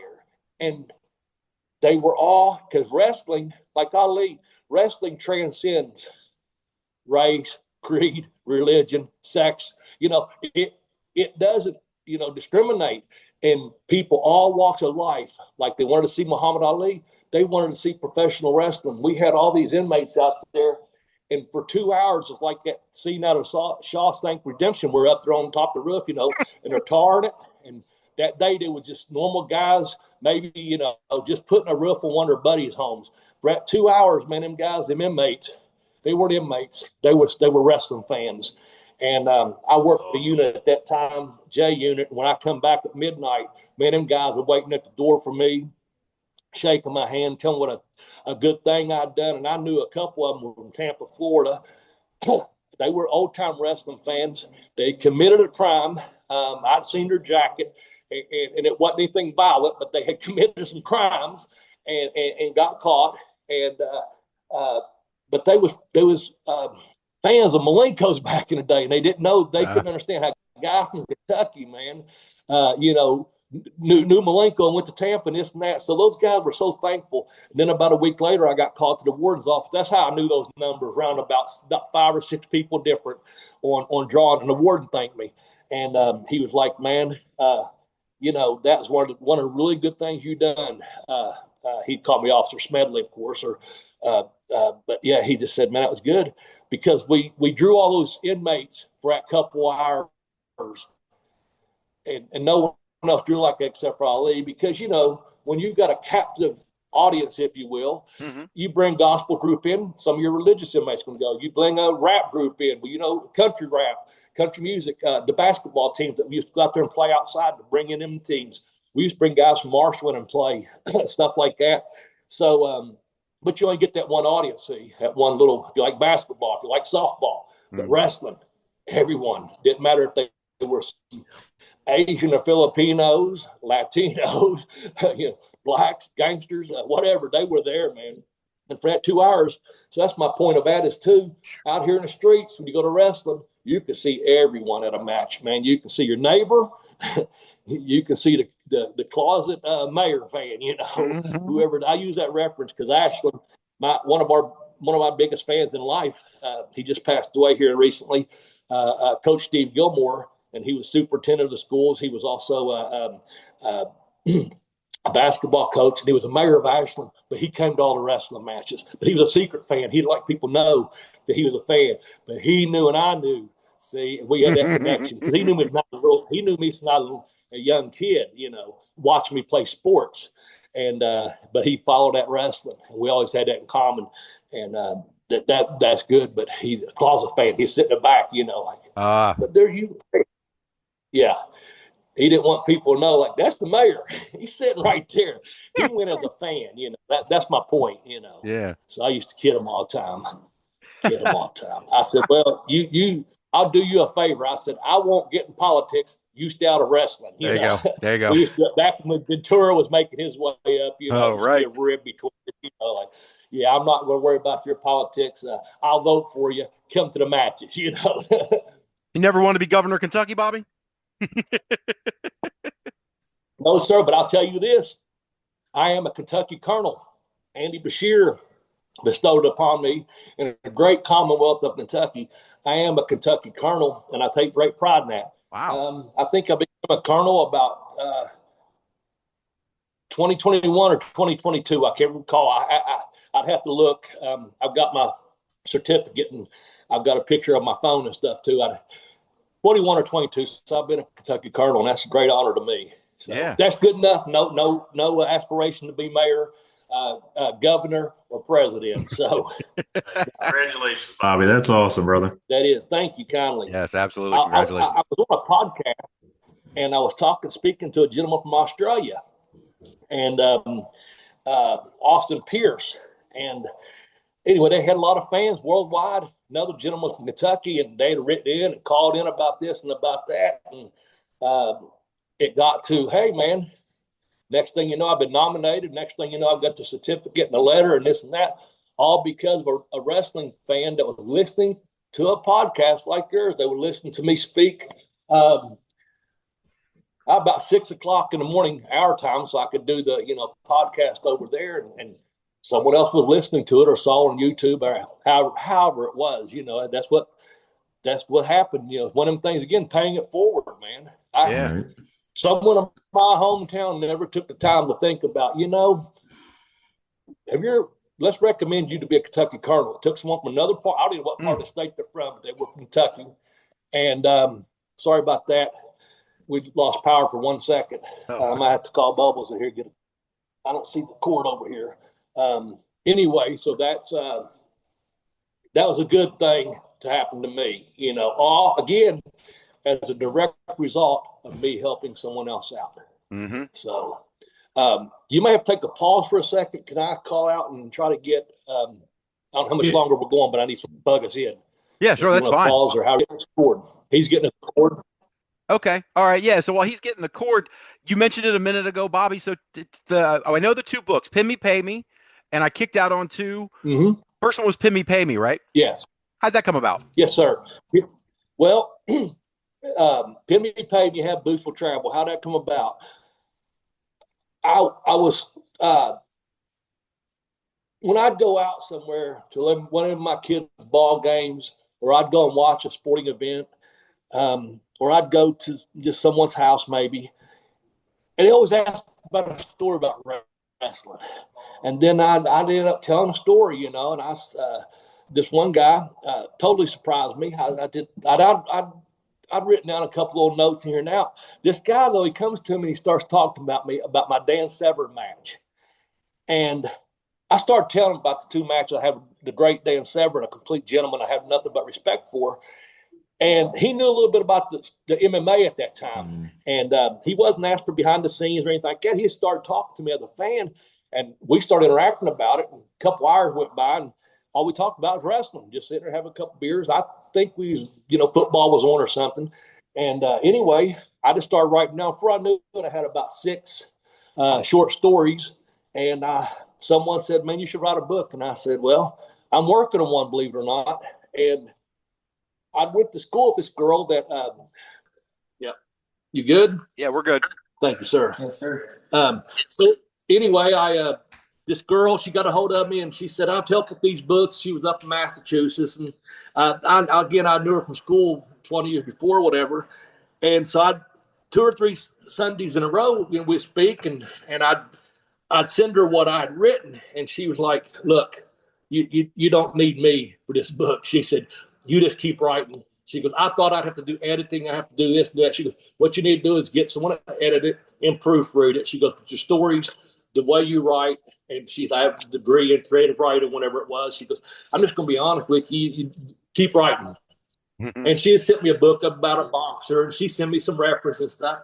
And totally, that's what I did. I just started writing the stories down every time we was out, and maybe we're somewhere and you asked me about, the Smoky Mountain title run or something like that. I just go home at night and go, hey, you know what? Here's some.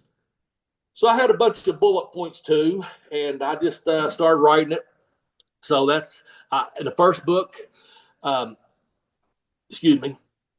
put Pin Me, Pay Me, Have Boots Will Travel. While I was driving to Lexington, Kentucky, I was traveling down there and had a bunch of notes. My buddy actually driving.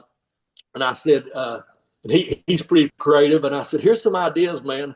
And I'm just stuck on this. I'm stuck on this. And next thing you know, I had the Hunter S. Thompson quote from there. And I put an apology to him about, what a dog shit rock and roll show is, and put it to the right direction, like just change the word with all respect to Hunter S. Thompson. Mm-hmm. So I did a chapter of that. And anyway, I just was like, hell, we just show up at a town, we wrestle, we get paid, and we move on, and then Have Boots Will Travel, that's the old TV show, Western back in the day. So I didn't watch it until it come back out of like Me TV. You know, I remember that name, but again, it's one of those things you're like, it just goes together. And then that I was telling about growing up, you know, being in Baltimore, Maryland until I was about 6, then coming to a little town in Kentucky, Ashton, Kentucky. Then I started doing, you know, independent wrestling. I did, you know, my tour of Smoky Mountain. I did, you know, Breaking Up Malenko's chapter on Smoky Mountain, the Smoky Mountain title, England, Japan, Australia, South Africa. I just done a chapter on each of those places and wrote stories. I had bullet points for, oh, yeah, I remember when I was in South Africa, this happened, boom, boom, boom. Then I just started filling in with paragraphs. Had a book before I knew it, you know. And then that came out in 2013, I do believe.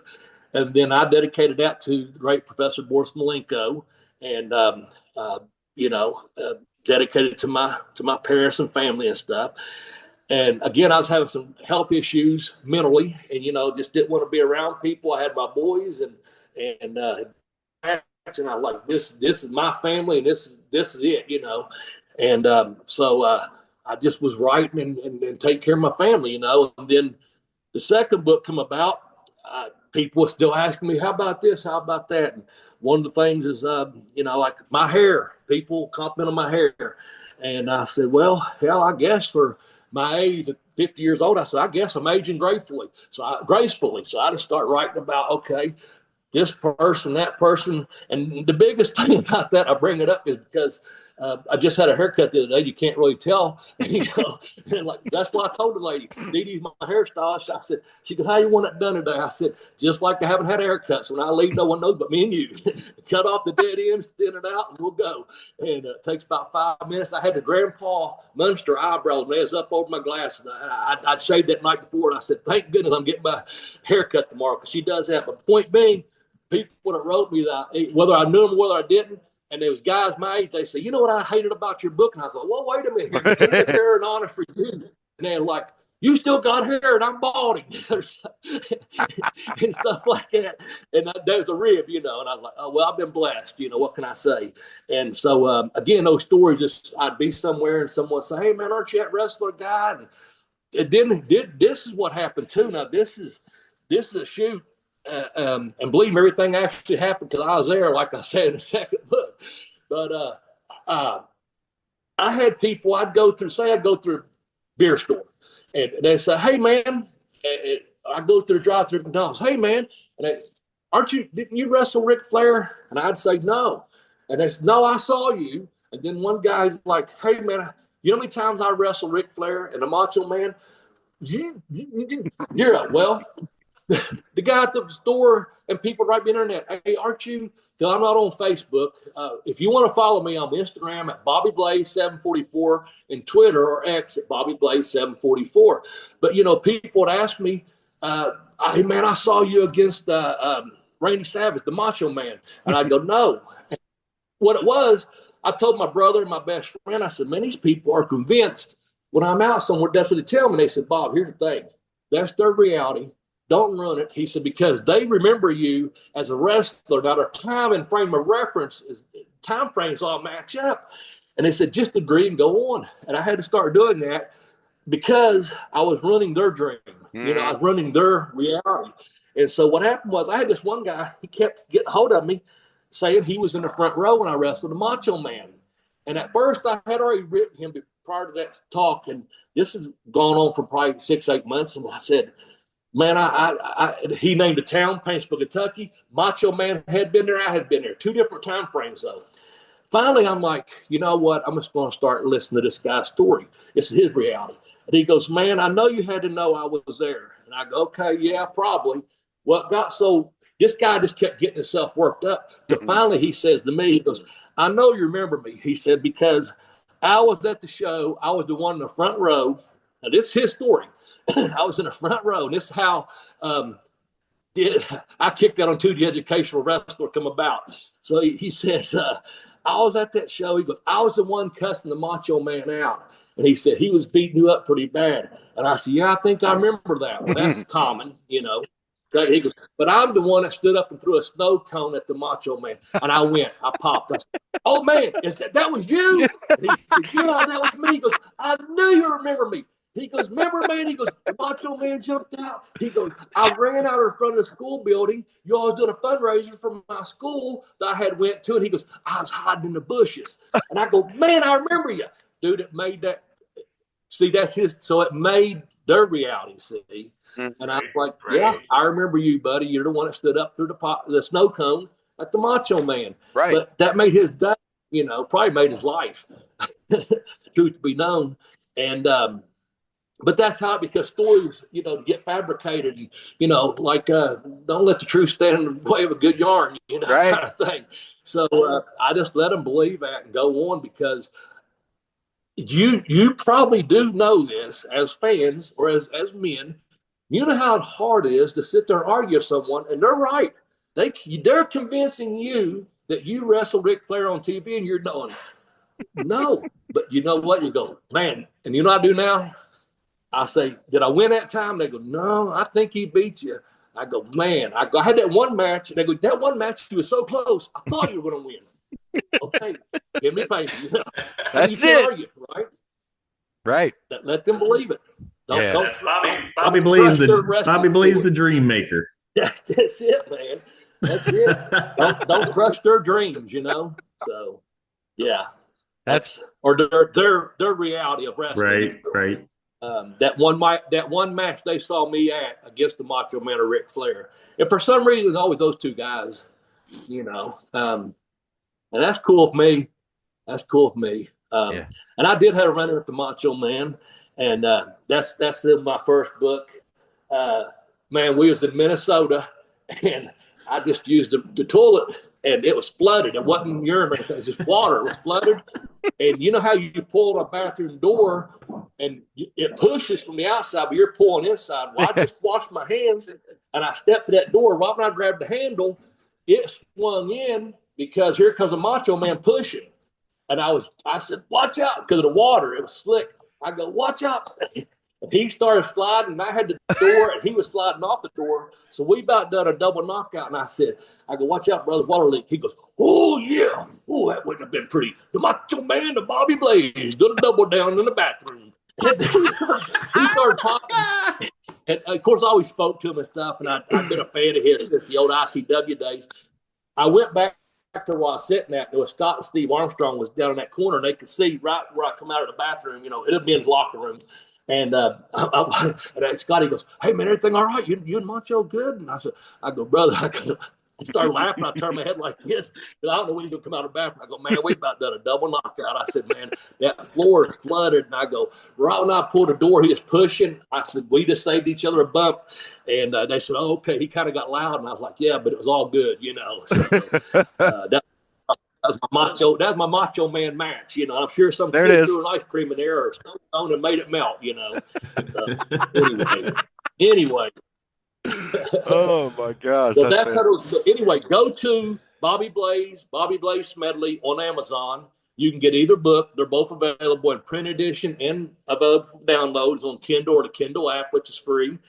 And like I said, the yard time is actually in the second book I kicked out on too, The Education of the Wrestler. And it's also sold as an ebook. I think it's like $2.99 for, that story about the prison. And there's a couple others. Christmas story that took place before I was in wrestling. That little 99-cent download, some other stuff on there. I've entered some contests, per writers groups and things, try some different genres. So pay no attention to stuff outside of wrestling if you don't want to, know about other stuff outside of wrestling. The main two things, though, are pay me, have boots with travel. And I kicked out on The Educational Wrestler. Just get them. You see me at a personal appearance, and if you bought one, I'll be more than glad to autograph it for anyone out there. No charge for an autograph, of course, ever. And then, again, you can hit me up at Bobby Blaze, 744. Football, basketball numbers there on Twitter, X, and Instagram. And I like the interaction there. To me, Twitter's kind of changed a little bit here in the last little bit. I used to be so much more interactive on here. But now it seems like people get a hold of me through Instagram, and that's fine because I love talking to the fans. Because if it wasn't for the fans, we wouldn't have a business, right? Right. So, yeah, awesome. It's absolutely true. Well, Bobby, listen. Go ahead.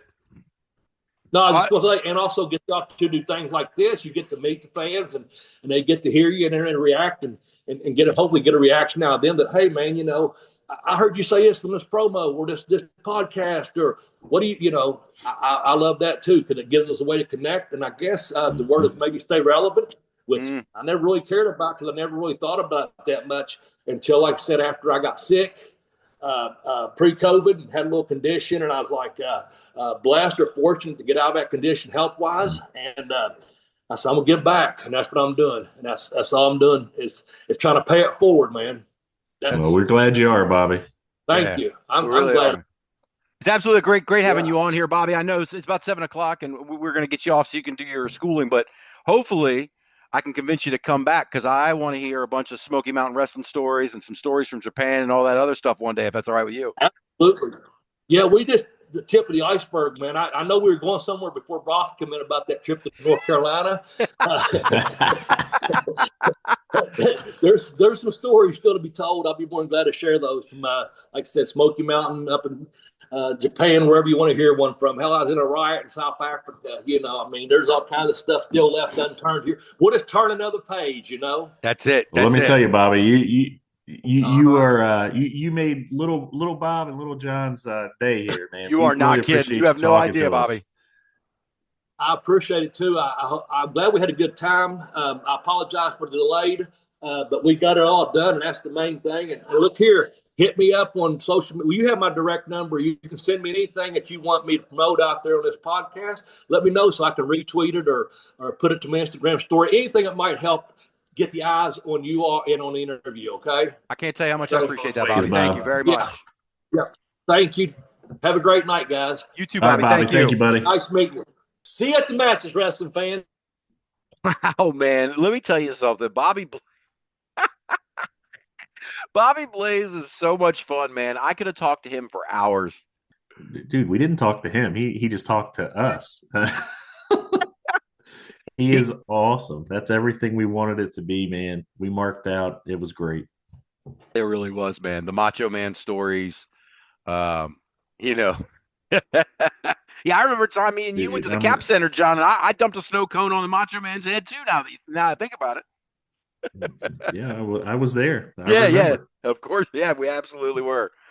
Oh man, that was so great. I really hope Bobby comes back because absolutely. Like I said, I could listen to him tell stories for days. Hey man, and I'm telling you, man, I'm out this weekend. I'm jumping on those books, man. Yeah. Oh, me too. And hey, I'm not. I wasn't upset at the Brock's Boulder run in either. That was always good to see Brock's. Hey man, Brock's is just lucky Bobby didn't take him out, man. Get that slobber knocker in the bathroom again. You think Macho got off easy? Brock's is the one that got off easy, if you ask me. Oh my God, we love Brock's too, man. I love those guys over there. Give them another plug. That FTC Art of Grappling School out in Ironton, Ohio. We have been talking to Brock's. We've been talking to Bobby. We met Sarah Bubbles before the podcast started. Like everybody over there has just been great to us, and we really appreciate that. We're down with Ross the lifeguard. Right, man. Lifeguard Ross, man. He did a run-in during the Brock's interview, man. I'm loving this. Yeah, this place is great, man. Absolutely. Yeah, hey, if I was out there, Bobby said we could come on down. If I was out there near Ironton, Ohio, man, I would take him up on it and go learn to be a referee or some shit. Yeah, I'm sure he'll learn us up, bud. Oh yeah, he would kill us. He'd put us through those drills anyway, and then we'd be dead. Yeah. Oh man. Well, listen. So let's catch up on what's coming up this weekend before we get the hell out of here, and then we've got an announcement for next week's show, which we're also very excited about. So let's run through some of these shows here. Friday, March 14th, Pro Wrestling Conquest is having a new level at the Quantum Sports Center in Charleston, West Virginia. The Gavel David Law is taking on Troy Parker.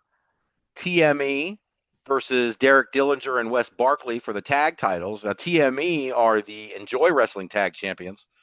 Derek Dillinger and Wes Barkley just lost the IWC tag titles. Very accomplished tag team. That's going to be a really, really good match for anybody who is in and around Charleston, West Virginia. But then some more favorites here, man. We got a Conquest Chaos match for the Imperial title involving Beastman, Shane Mercer, Facade, Matthew Justice. That's it. Sorry, I had a little pop-up on my screen. Those are the four. A four-man Conquest Chaos match for the Imperial title. Yeah, I'm a Beastman guy. I love if a guy can come to the ring wearing a loincloth, eating a bone, you've got my attention already. Hey, man, that's a banger match right there. Yeah, no bullshit. And Shane Mercer, don't sleep on Shane Mercer. He's fantastic. Well, yep. And then we were just talking about Facade earlier. So, I mean, like I said, that match is going to be a good one. Yeah. Yeah. And not a bad spot for Facade doing a show on Friday in Charleston and then one in Boonesboro. That's not a bad weekend. Hey, and then also on the show, we got Nick Gage taking on Bishop Baylor. A Nick Gage sighting in West Virginia is never a bad thing. No. And of course, Danny Moe will be there as well, taking on Mika in a match to become the first ever Pro Wrestling Conquest Women's Champion. That sounds like a pretty loaded card there. Yeah, man, it sounds like a good one. Yeah. River City Championship Wrestling is having Spring Fever Volume 7 on Friday at the Roy L. Vingers American Legion in La Crosse, Wisconsin. Alvin Gray will be taking on Perfection. Aaron Arsenal will be taking on Ethan Matthews for the City of La Crosse title. And Devlin Kane will be defending the RCCW title against Peter Schwanz. And this next one, John, Intergender Bonanza. I'm throwing this at you. I'm not emailing you about it after the show. I'm just saying it right now. Intergender Bonanza IGB 22 creamed out from the H2O Wrestling Center in Williamstown, New Jersey. John, one of two things is going to happen on Friday. We are going to watch this show and talk about it in depth next week, or I'm going to get a wild hair at my ass and I'm going to drive up there, and then you're going to make fun of every time you saw me in the crowd, unless you want to come up, but we'll talk about that later. But the H2O Wrestling Center is one of my favorite spots, and Intergender Bonanza is one of my absolute favorite promotions. Stan Styles is just an absolute pleasure to talk to, work with. He's very easy to deal with, and he puts on great shows that are fun. He's funny. The CWO, the Creamy World Order with their whipped cream, it's just fantastic stuff, man. And in the main event, apparently, we have Erica Demia, who's the IGB Super Champion, and she's going to be taking on her father, CWO Solar, which tells me that at some point Solar jumped over to the dark side and joined the Creamy World Order. Father versus daughter, CWO versus IGB Super Champion. Count me in. Dude, sounds like a fever dream, man. It does. But we also on that show, we got Matt Tremont taking on Abs. Christina Marie taking on Brian Bayside. Our boy again, Marcus Mathers, will be defending the IWTV title at this show against Zeta Steel. That match is gonna bang. That's gonna be good. Yep. Stan Styles is gonna be taking on Gypsy Mac, who I've never seen live before. And then our favorite Southern Maryland lawyer, Journey Burke Esquire. Wait, is it second favorite Southern Maryland lawyer or first favorite? Just to me. I think everybody else he's the favorite, but to me, there's somebody I hold in high esteem. Journey Burke Esquire taking on Darian Hardway. The first time I went up to do you know about Gabby Ortiz, John? MMA fighter, correct? No. She's a wrestler from around that area. Anyway, then. She is I the only reason I mentioned the first time I went to Intergender Bonanza, Darian Hardway, who is big, strong built man, muscular body, the whole deal. And Gabby Ortiz, who is a fantastic performer, one of the best women's wrestlers I've ever seen, actually.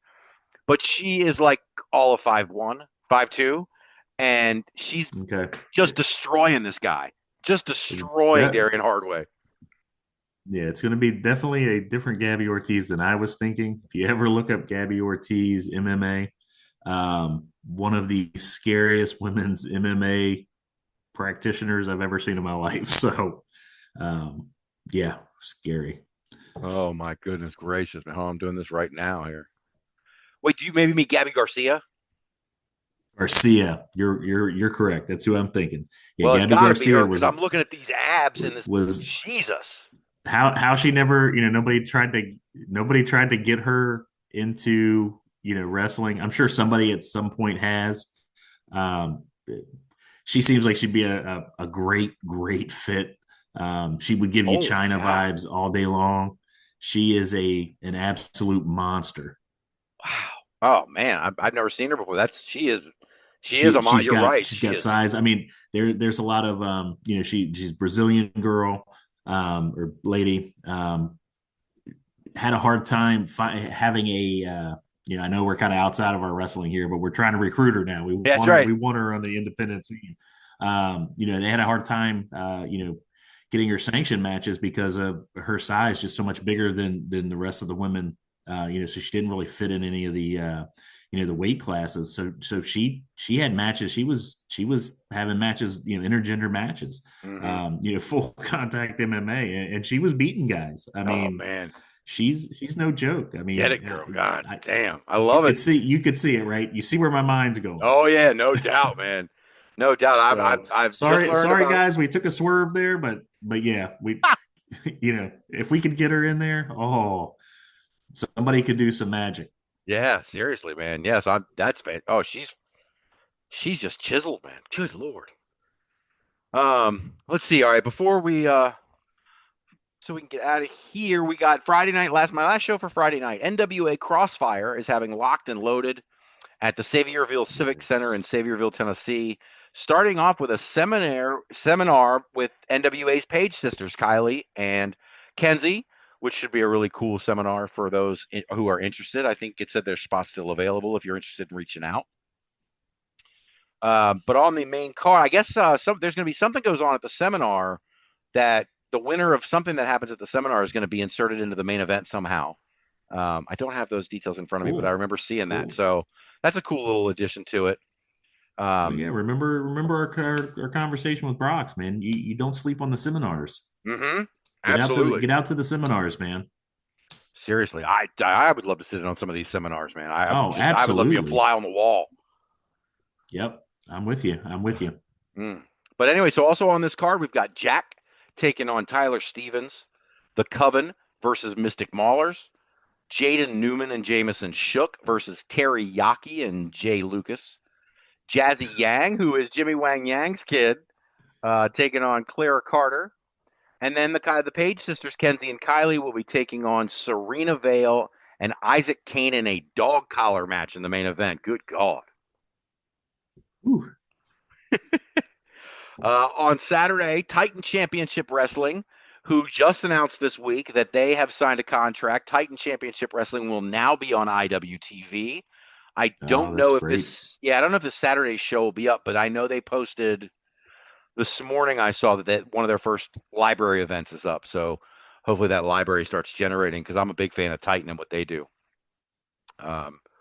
Anyway, Titan is having the heavyweight invitational tournament at Hoboken Elks Lodge in Hoboken, New Jersey.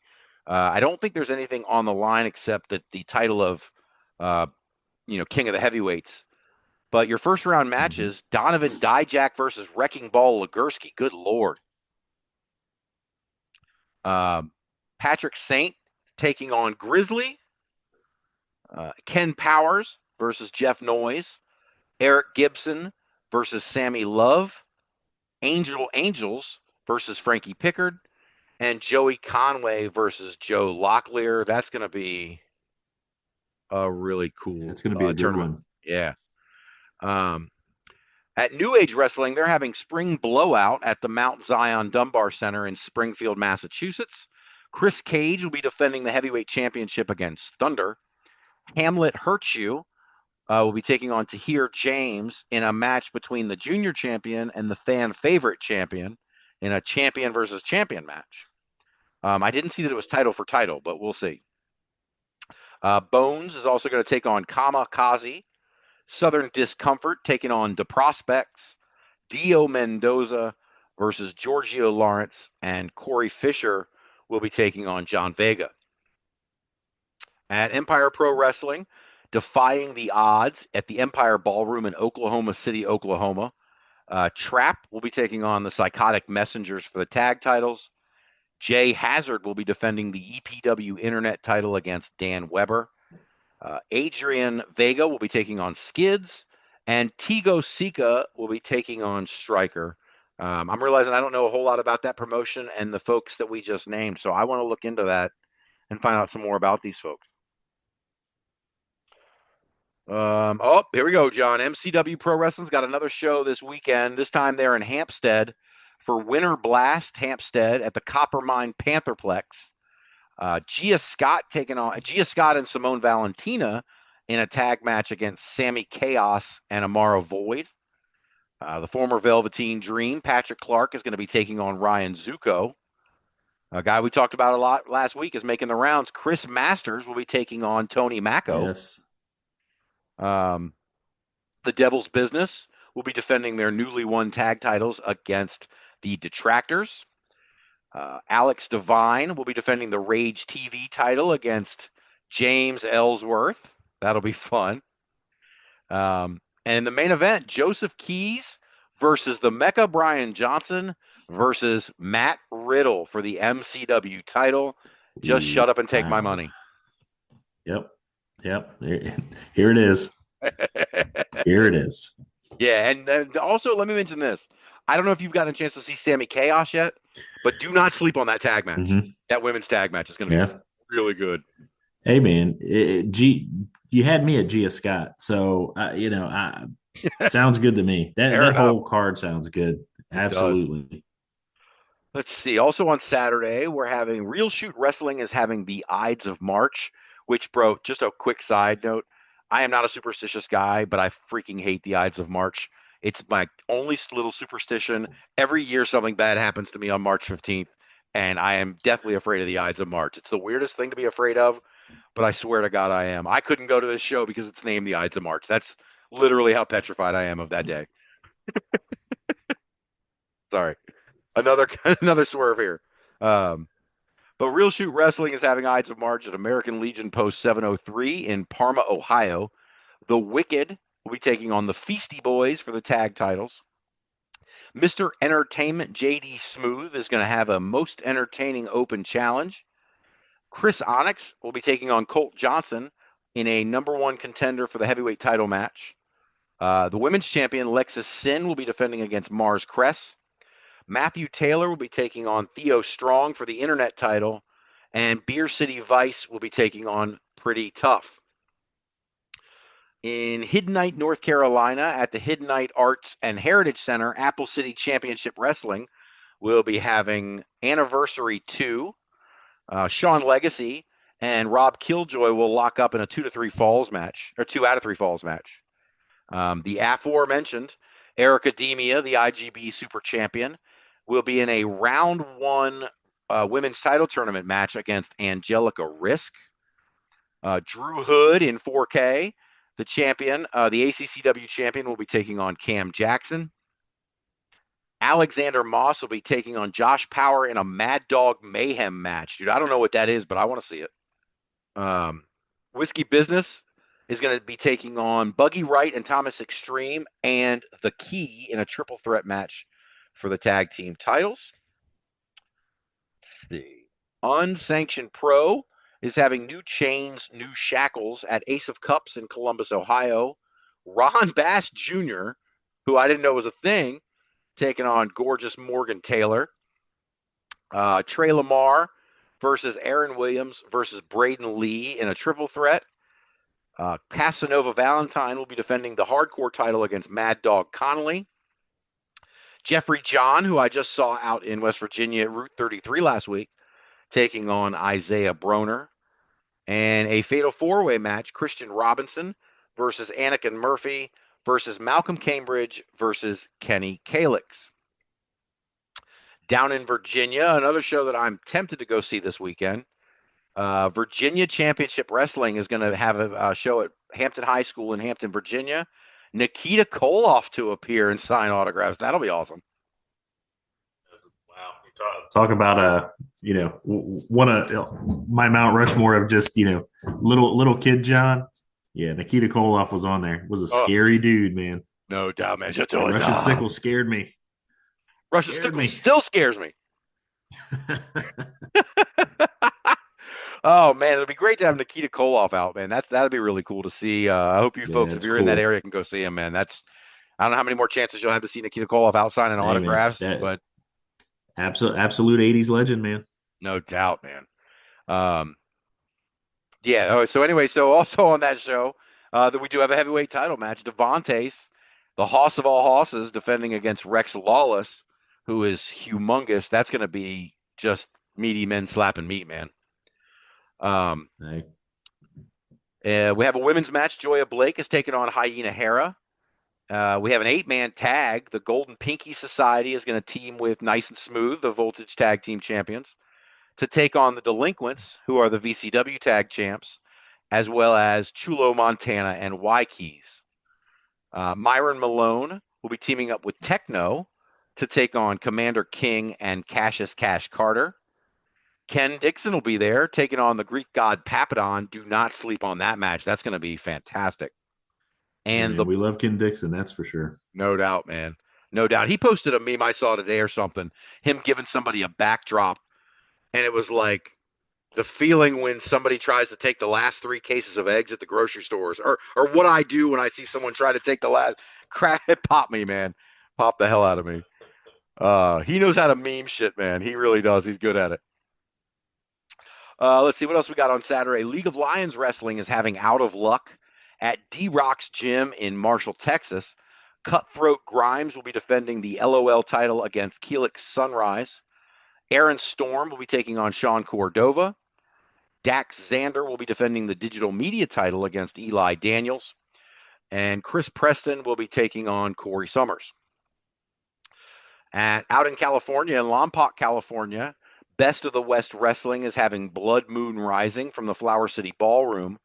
Chaz Price and Marcus Eriks taking on Honest John and Enoch the Enlightened. The Wastelanders taking on the New Era. Tsunami will take on Buddy Royal in another 2 out of 3 falls match. Mike Rain will be defending the heavyweight championship against M4. Mecha Wolf, formerly one half of the NWA Tag Team Champions, taking on Wise Guy for the King of Monsters title. And Hex, the West Coast champion, will be defending against Red Williams. Another intergender promotion that I absolutely love, and another performer that I love. POW Pro Wrestling is having Hard Luck at World Pies in Eugene, Oregon. And, dude, one of my big favorites, Amira, defending the POW championship against Charlie Abel. Amira's great. She's going to hit the big time soon. I'm sure of it. She just goes in there and beats up men constantly, and I love it. Amira's a force, man. Anybody who's not had a chance to see Amira, get out there and do it. Superhero Jaden will be taking on Levi Shapiro for the the Wrestling with Regret YouTube Championship in a ladder match with Jaden's superhero identity on the line. I would hate for Jaden to lose the superhero identity, man. It's a big part of what he does. Dangerous out there in the real world. But I will say this, though. I'll make one quick comment about Levi Shapiro. Levi Shapiro popped me because I put him on when he was the YouTube champion. He made it into my top 15 intergender wrestlers rankings. And I think he was like number 13 or something. So I tagged him in the post or whatever. He retweets it, and he's like, uh-oh, top 15 intergender wrestler. Rates are going up, boys. Oh, man, I loved it. Anyway, the Hess clan will be defending their newly won tag team titles against Dove X Dangerous. Flex will be taking on Jonas in a lumberjack match, and Dr. Cleaver will be battling Caden Cassidy. We got 3 shows on Sunday, then we're going to get the hell out of here. BMFX Wrestling is presenting Don't Get Mad from the Arts Federation in Lafayette, Indiana. Luis Rojas will be taking on Asher Steele. Gigi Jacobs versus Jaden Knight. Rachel Armstrong will be taking on Leela Feast, and Tyler Cannon will be taking on Cage Stevens. Excite Wrestling. John and I had some issues trying to watch an Excite show recently. We watched 2 different shows. So I just was feeling nostalgic, apparently. oh my God. So we'll get to Excite soon, but I saw some pretty cool stuff on there. Anyway, Excite Wrestling is having a show this weekend, 13th anniversary at the Polish Community Center in Binghamton, New York. Bill Collier, the IWC champion, will be taking on Pat Sawyer for the heavyweight title in a steel cage match. Sean Carr and Cade Lothbrook will battle for the #1 contender to whoever wins that match. The Even Stevens will be defending the tag titles against My Chemical Bromance. CXR will be taking on LSG and MSG. And Retro Rogers and Valentina will be taking on Grizzly Olsen and Marie Valdemina in a mixed tag match. And finally, Supreme Pro Wrestling is holding They Not Like Us at the Soccer World Indoor Arena in Elk Grove, California. The Appeal will be taking on the Rock and Rodeo Express and Boyce LeGrand for the tag titles. Drake Frost will be taking on Eliza Hammer. Bro, Eliza Hammer, I made a note in the thing. Did you check her out? I haven't yet. But given the note, she jumped to the top of my list. Yeah, so. Man. Yeah. I just looked her up when I was doing the putting the research together or whatever, and very, very impressed, man. Definitely want to see more Eliza Hammer. And then finally we have great name, man. Definitely. Also very true. Yeah. And then finally we have Guapo Lupe taking on Bobby Callahan versus Chima, also in a triple threat for the #1 contendership to the SPW title. So lots of great action coming up this weekend, as always. Few shows that I might try to get out to see. I am telling myself I might drive up there for that IGB show, but who knows what'll actually happen. Maybe I'll end up at the VCW show. Maybe I'll end up at the MCW show. I don't know. We'll find out next week, I guess. I don't know, goddamn. Well, it's always too many choices. So anything else? Okay. Better too many than not enough, brother. Too many than not enough. You are not kidding, man. All right. Well, listen, I think we're going to get out of here.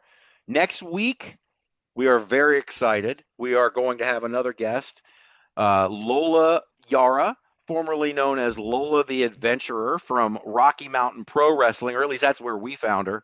But I'm really looking forward to talking to Lola next week.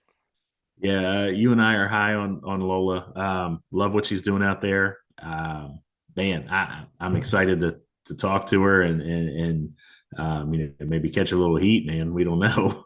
No, she will hit you with a plunger, dude. She will hit you with a plunger. Watch out for the plunger.